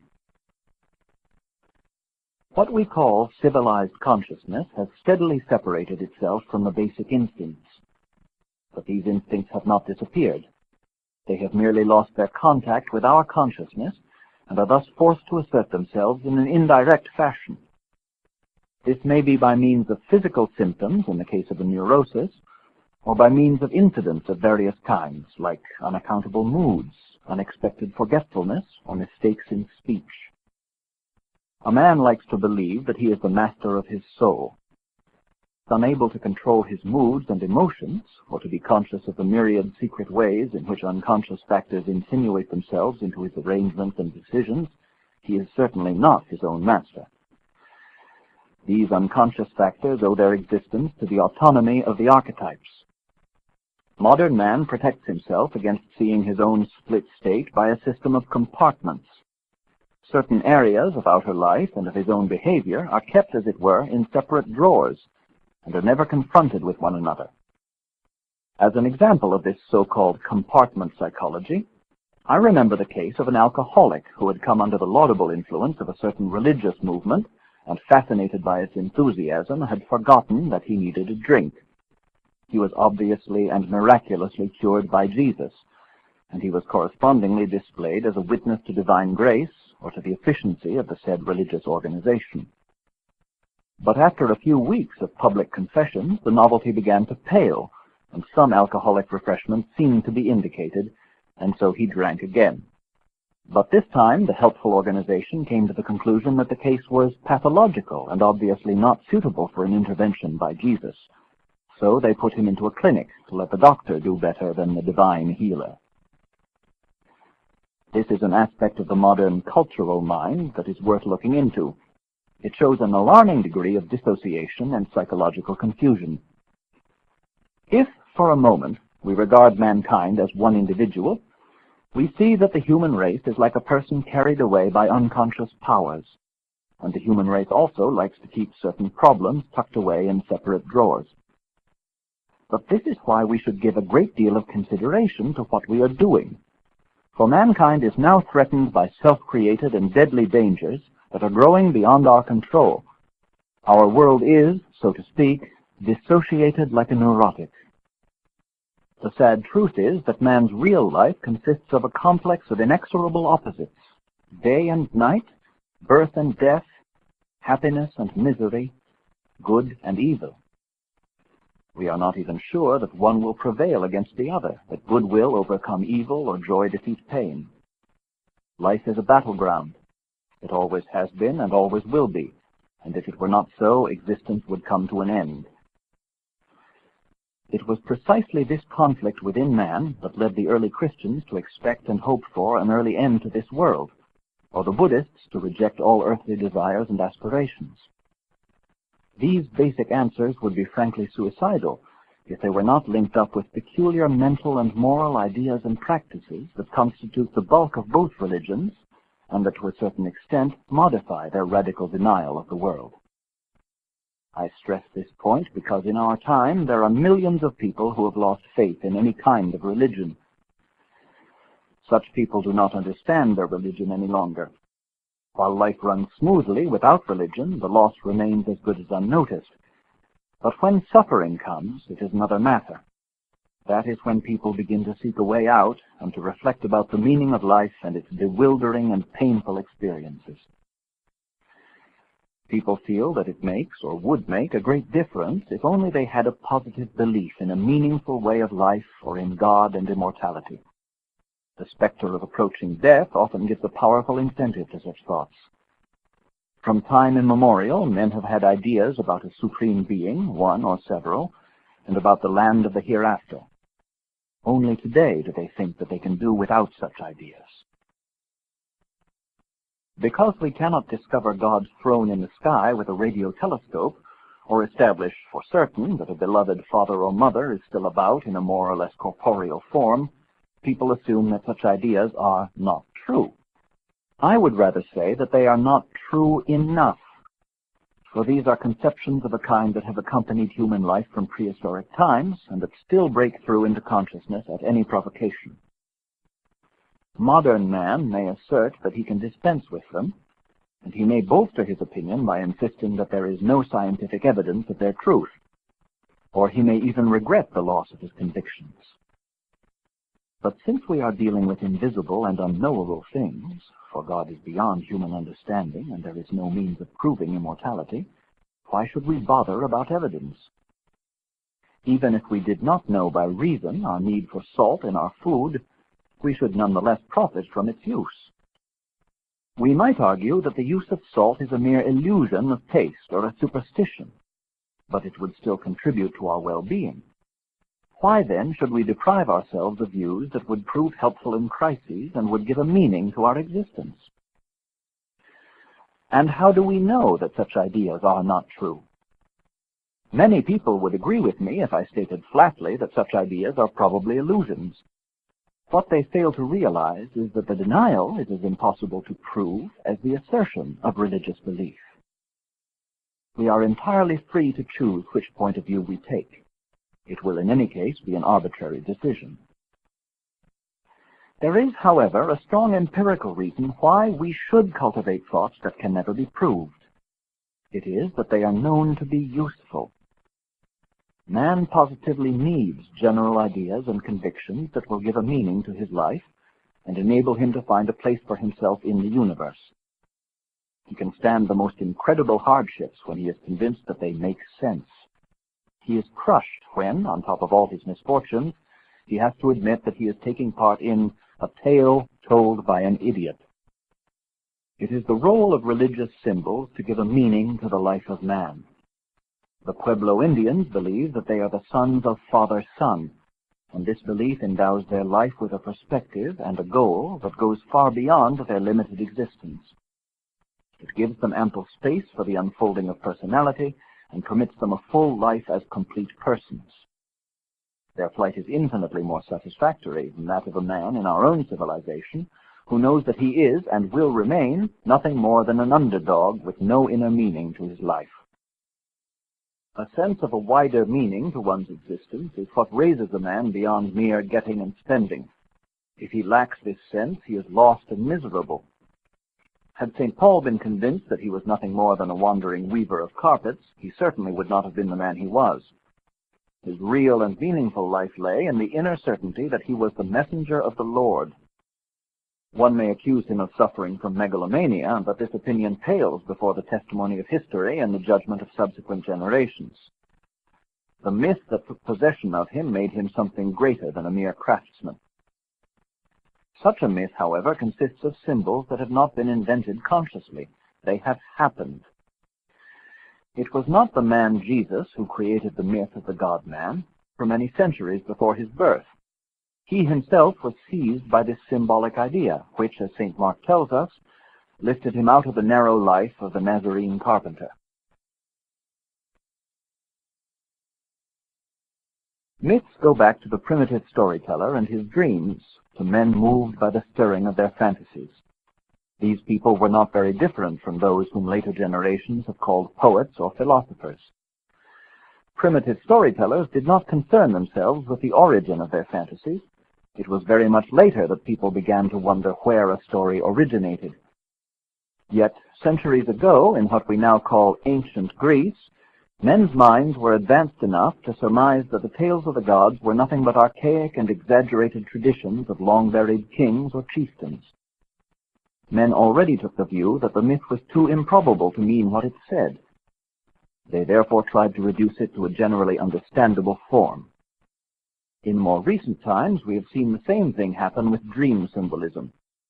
We became aware, in the years when psychology was in its infancy, that dreams had some importance.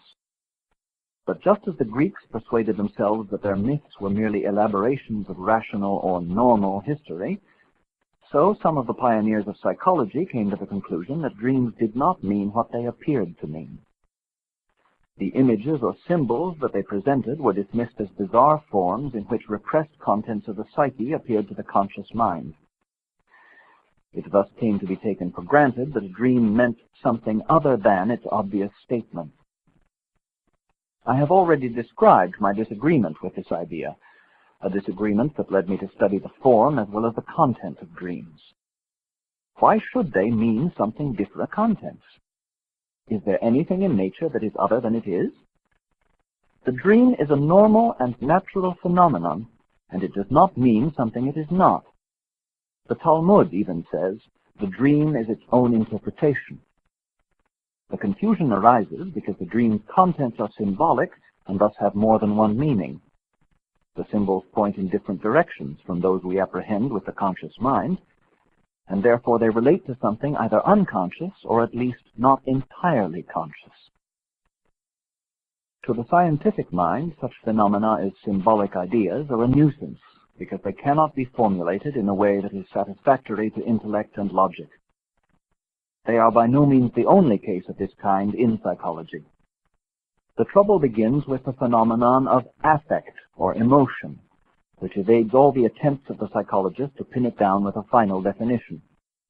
The cause of the difficulty is the same in both cases, the intervention of the unconscious. I know enough of the scientific point of view to understand that it is most annoying to have to deal with facts that cannot be completely or adequately grasped. The trouble with these phenomena is that the facts are undeniable and yet cannot be formulated in intellectual terms. For this, one would have to be able to comprehend life itself, for it is life that produces emotions and symbolic ideas. The academic psychologist is perfectly free to dismiss the phenomenon of emotion or the concept of the unconscious, or both, from his consideration. Yet they remain facts to which the medical psychologist at least has to pay due attention, for emotional conflicts and the intervention of the unconscious are the classical features of his science.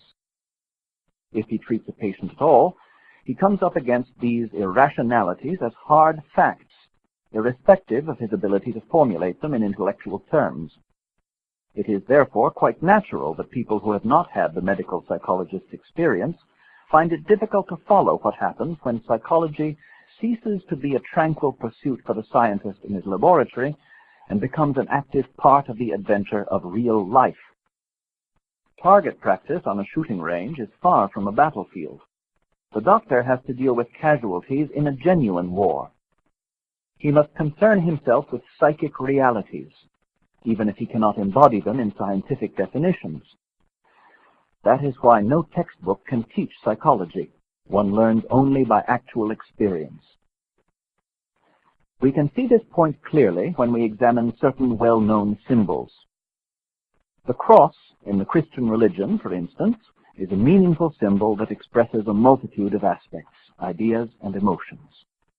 But a cross after a name on a list simply indicates that the individual is dead. The phallus functions as an all-embracing symbol in the Hindu religion, but if a street urchin draws one on a wall, it just reflects an interest in his penis. Because infantile and adolescent fantasies often continue far into adult life, many dreams occur in which there are unmistakable sexual allusions. It would be absurd to understand them as anything else. But when a mason speaks of monks and nuns to be laid upon each other, or an electrician of male plugs and female sockets, it would be ludicrous to suppose that he is indulging in glowing adolescent fantasies. He is simply using colorful, descriptive names for his materials. When an educated Hindu talks to you about the lingam, the phallus that represents the god Shiva in Hindu mythology, you will hear things we Westerns would never connect with the penis. The lingam is certainly not an obscene allusion, nor is the cross merely a sign of death. Much depends upon the maturity of the dreamer who produces such an image. The interpretation of dreams and symbols demands intelligence. It cannot be turned into a mechanical system and then crammed into unimaginative brains. It demands both an increasing knowledge of the dreamer's individuality and an increasing self-awareness on the part of the interpreter. No experienced worker in this field will deny that there are rules of thumb that can prove helpful, but they must be applied with prudence and intelligence. One may follow all the right rules and yet get bogged down in the most appalling nonsense, simply by overlooking a seemingly unimportant detail that a better intelligence would not have missed. Even a man of high intellect can go badly astray for lack of intuition or feeling. When we attempt to understand symbols, we are not only confronted with the symbol itself, but we are brought up against the wholeness of the symbol-producing individual. And in the process, one fills in many gaps in one's own education. I have made it a rule myself to consider every case as an entirely new proposition about which I do not even know the ABC. Routine responses may be practical and useful while one is dealing with the surface, but as soon as one gets in touch with the vital problems, life itself takes over, and even the most brilliant theoretical premises become ineffectual words. Imagination and intuition are vital to our understanding, and though the usual popular opinion is that they are chiefly valuable to poets and artists, that in sensible matters one should mistrust them, they are in fact equally vital in all the higher grades of science. Here they play an increasingly important role, which supplements that of a rational intellect and its application to a specific problem. Even physics, the strictest of all applied sciences, depends to an astonishing degree upon intuition, which works by way of the unconscious. although it is possible to demonstrate afterward the logical procedures that could have led one to the same result as intuition. Intuition is almost indispensable in the interpretation of symbols, and it can often ensure that they are immediately understood by the dreamer.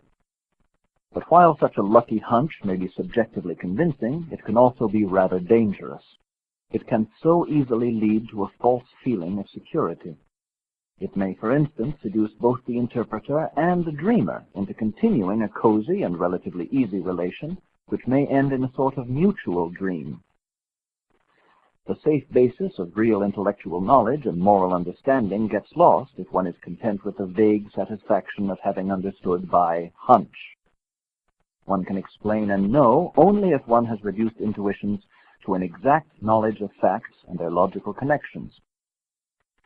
An honest investigator will have to admit that he cannot always do this, but it would be dishonest not to keep it always in mind. Even a scientist is a human being, so it is natural for him, like others, to hate the things he cannot explain. It is a common illusion to believe that what we know today is all we ever can know. Nothing is scientific theory, which is an ephemeral attempt to explain facts, and not an everlasting truth in itself. The role of symbols. When the medical psychologist takes an interest in symbols, he is primarily concerned with natural symbols as distinct from cultural symbols. The former are derived from the unconscious contents of the psyche, and they therefore represent an enormous number of variations on the essential archetypal images. In many cases, they can still be traced back to their archaic roots, that is, to ideas and images that we meet in the most ancient records and in primitive societies. The culture used to express eternal truths, and that are still used in many religions. They have gone through many transformations and even a long process of more or less conscious development, and have thus become collective images accepted by civilized societies. Such cultural symbols, nevertheless, retain much of their original numinosity or spell. One is aware that they can evoke a deep emotional response in some individuals, and this psychic charge makes them function in much the same way as prejudices. They are a factor with which the psychologist must reckon. It is folly to dismiss them because in rational terms they seem to be absurd or irrelevant. They are important constituents of our mental makeup and vital forces in the building up of human society, and they cannot be eradicated without serious loss. Where they are repressed or neglected, their specific energy disappears into the unconscious with unaccountable consequences. The psychic energy that appears to have been lost in this way, in fact, serves to revive and intensify whatever is uppermost in the unconscious, tendencies, perhaps, that have hitherto had no chance to express themselves, or at least have not been allowed an uninhibited existence in our consciousness. Such tendencies form an ever-present and potentially destructive shadow to our conscious mind. Even tendencies that might in some circumstances be able to exert a beneficial influence are transformed into demons when they are repressed. This is why many well-meaning people are understandably afraid of the unconscious, and incidentally of psychology. Modern man does not understand how much his rationalism, which has destroyed his capacity to respond to numinous symbols and ideas, has put him at the mercy of the psychic underworld. He has freed himself from superstition, or so he believes, but in the process he has lost his spiritual values to a positively dangerous degree. His moral and spiritual tradition has disintegrated, and he is now paying the price for this breakup in worldwide disorientation and dissociation. Anthropologists have often described what happens to a primitive society when its spiritual values are exposed to the impact of modern civilization. Its people lose the meaning of their lives, their social organization disintegrates, and they themselves morally decay. We are now in the same condition, but we have never really understood what we have lost, for our spiritual leaders, unfortunately, were more interested in protecting their institutions than in understanding the mystery that symbols present. In my opinion, faith does not exclude thought, which is man's strongest weapon. But unfortunately, many believers seem to be so afraid of science, and incidentally of psychology, that they turn a blind eye to the numinous psychic powers that forever control man's fate. We have stripped all things of their mystery and numinosity. Nothing is holy any longer. In earlier ages, as instinctive concepts welled up in the mind of man, his conscious mind could no doubt integrate them into a coherent psychic pattern. But the civilized man is no longer able to do this. His advanced consciousness has deprived itself of the means by which the auxiliary contributions of the instincts and the unconscious can be assimilated. These organs of assimilation and integration were numinous symbols, held holy by common consent. Today, for instance, we talk of matter. We describe its physical properties. We conduct laboratory experiments to demonstrate some of its aspects. But the word matter remains a dry, inhuman, and purely intellectual concept, without any psychic significance for us.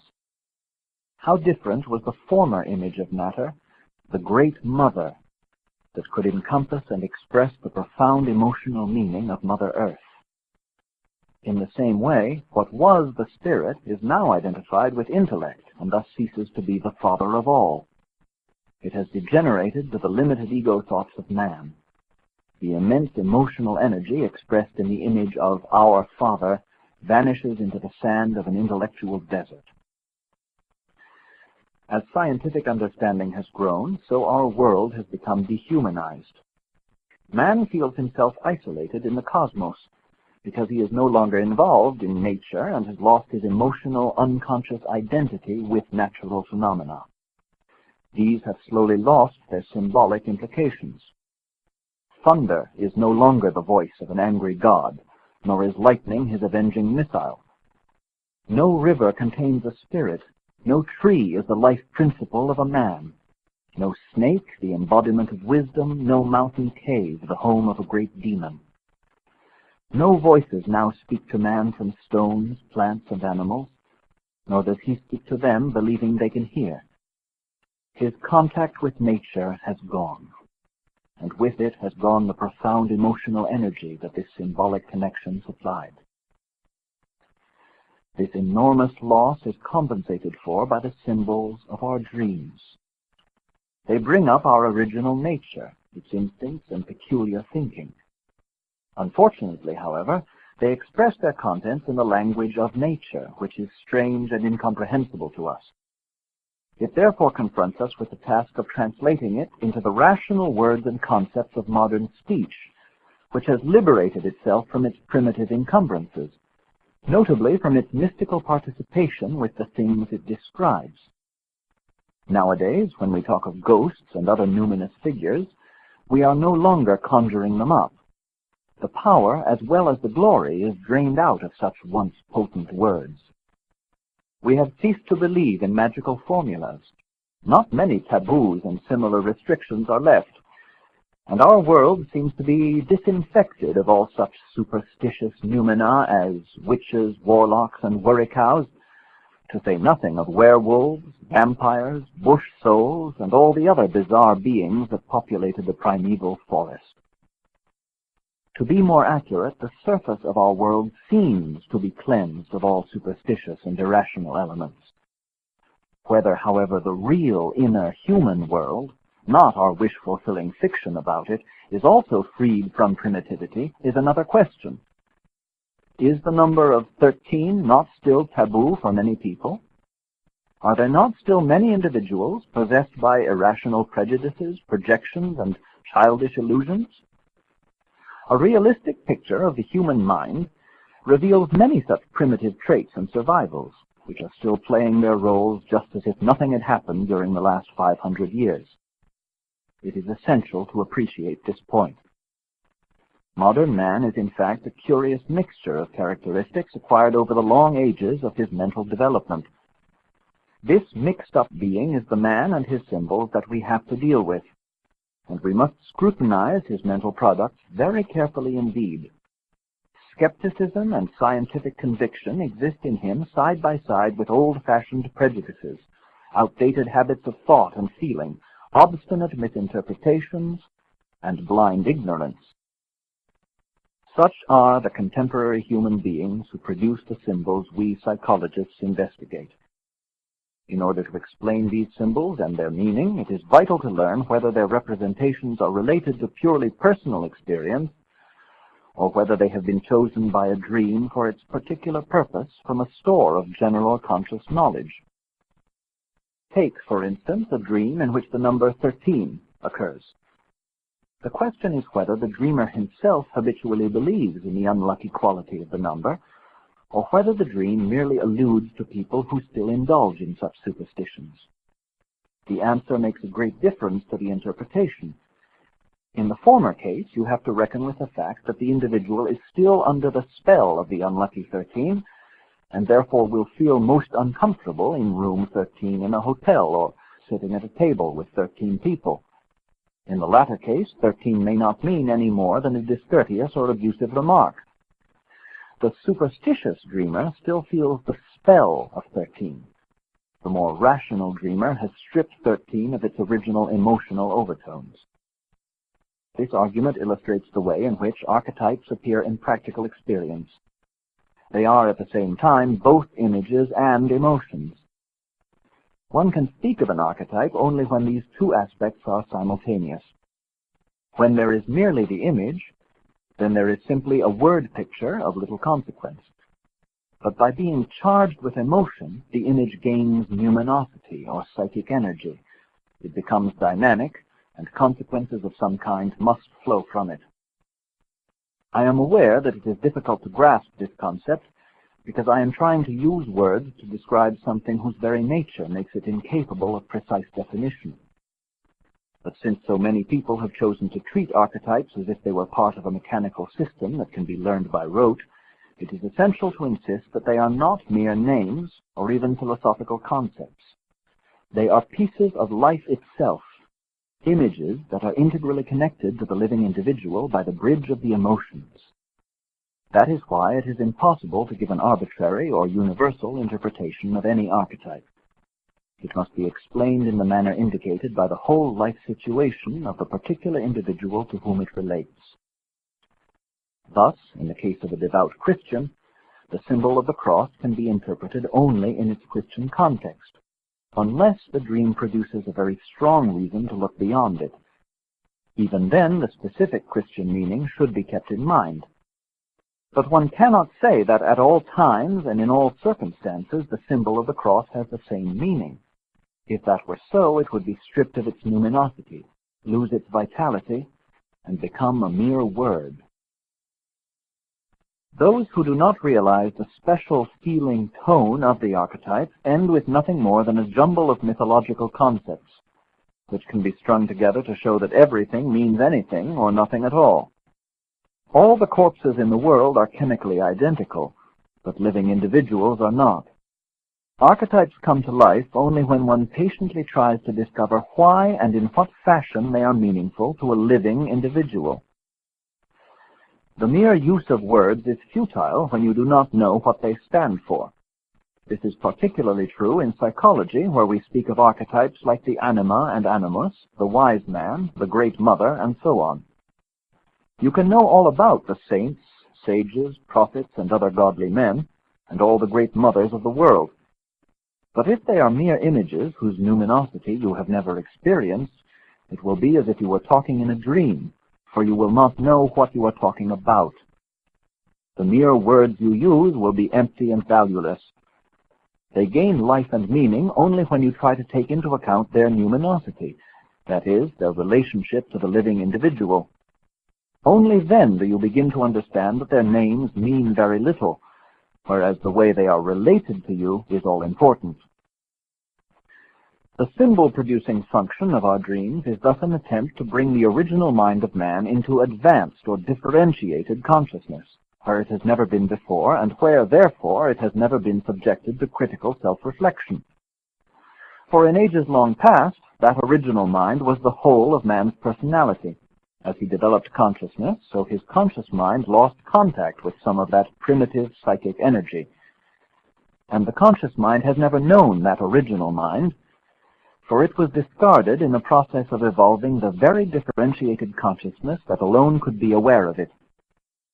Yet it seems that what we call the unconscious has preserved primitive characteristics that formed part of the original mind. It is to these characteristics that the symbols of dreams constantly refer, as if the unconscious sought to bring back all the old things from which the mind freed itself as it evolved: illusions, fantasies, archaic thought forms, fundamental instincts, and so on. This is what explains the resistance, even fear, that people often experience in approaching unconscious matters. These relict contents are not merely neutral or indifferent. On the contrary, they are so highly charged that they are often more than merely uncomfortable. They can cause real fear. The more they are repressed, the more they spread through the whole personality in the form of a neurosis. It is this psychic energy that gives them such vital importance. It is just as if a man who has lived through a period of unconsciousness should suddenly realize that there is a gap in his memory, that important events seem to have taken place that he cannot remember. Insofar as he assumes that the psyche is an exclusively personal affair, and this is the usual assumption, he will try to retrieve the apparently lost infantile memories. But the gaps in his childhood memory are merely the symptoms of a much greater loss, the loss of the primitive psyche.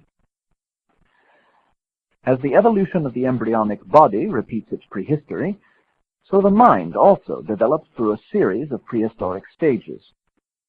The main task of dreams is to bring back a sort of recollection of the prehistoric as well as the infantile world, right down to the level of the most primitive instincts. Such recollections can have a remarkably healing effect in certain cases, as Freud saw long ago. This observation confirms the view that an infantile memory gap, a so-called amnesia, represents a positive loss, and its recovery can bring a positive increase in life and well-being.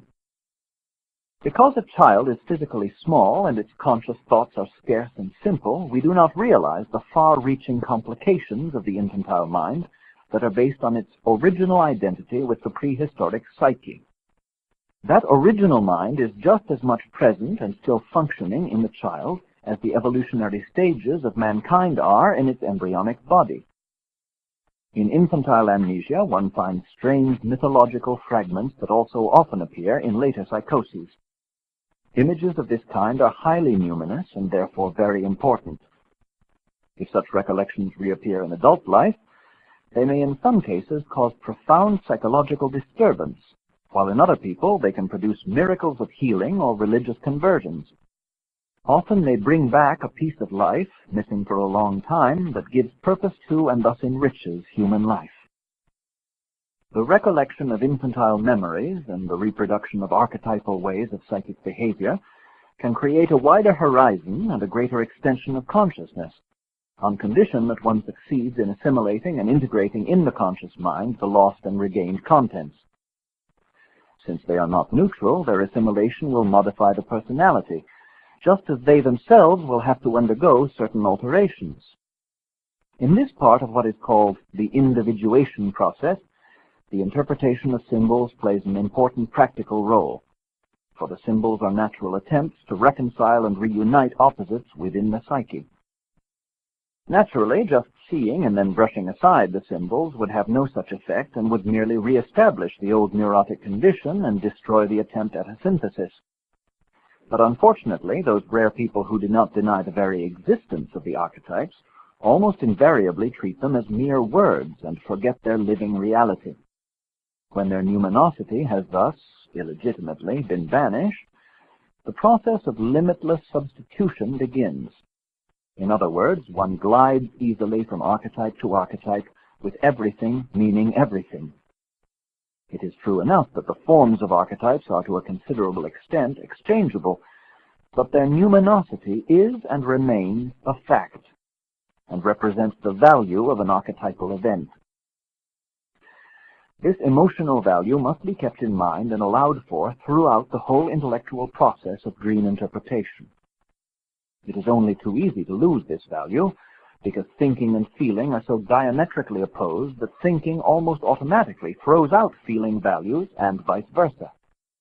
Psychology is the only science that has to take the factor of value, that is, feeling, into account, because it is the link between physical events and life. Psychology is often accused of not being scientific on this account, but its critics fail to understand the scientific and practical necessity of giving due consideration to feeling. Healing the split.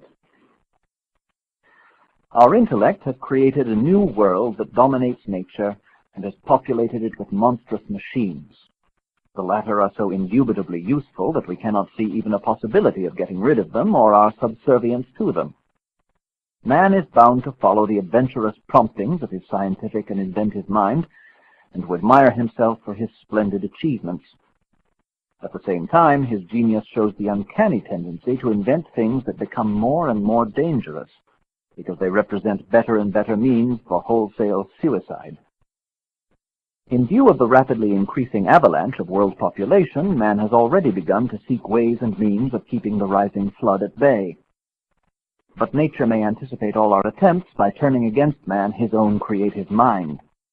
The H-bomb, for instance, would put an effective stop to overpopulation. In spite of our proud domination of nature, we are still her victims, for we have not even learned to control our own nature. Slowly, but it appears inevitably, we are courting disaster. There are no longer any gods whom we can invoke to help us. The great religions of the world suffer from increasing anemia because the helpful noumena have fled from the woods, rivers, and mountains, and from animals, and the god-men have disappeared underground into the unconscious. There we fool ourselves that they lead an ignominious existence among the relics of our past. Our present lives are dominated by the goddess Reason, who is our greatest and most tragic illusion. By the aid of reason, so we assure ourselves, we have conquered nature. But this is a mere slogan, for the so-called conquest of nature overwhelms us with the natural fact of overpopulation and adds to our troubles by our psychological incapacity to make the necessary political arrangements. It remains quite natural for men to quarrel and to struggle for superiority over one another. How then have we conquered nature?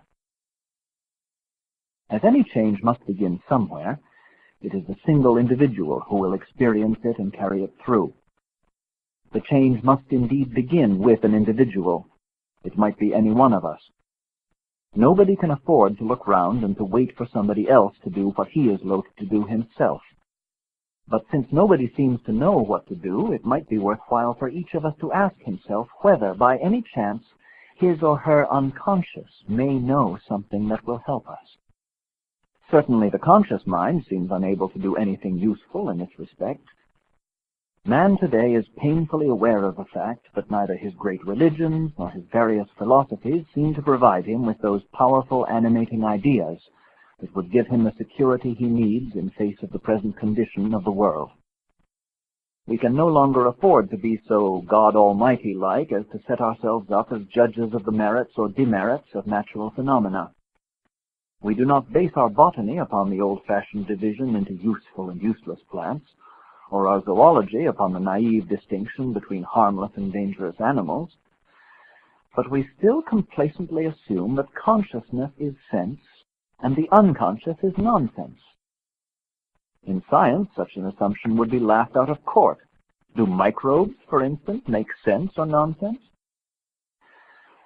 Whatever the unconscious may be, it is a natural phenomenon producing symbols that prove to be meaningful.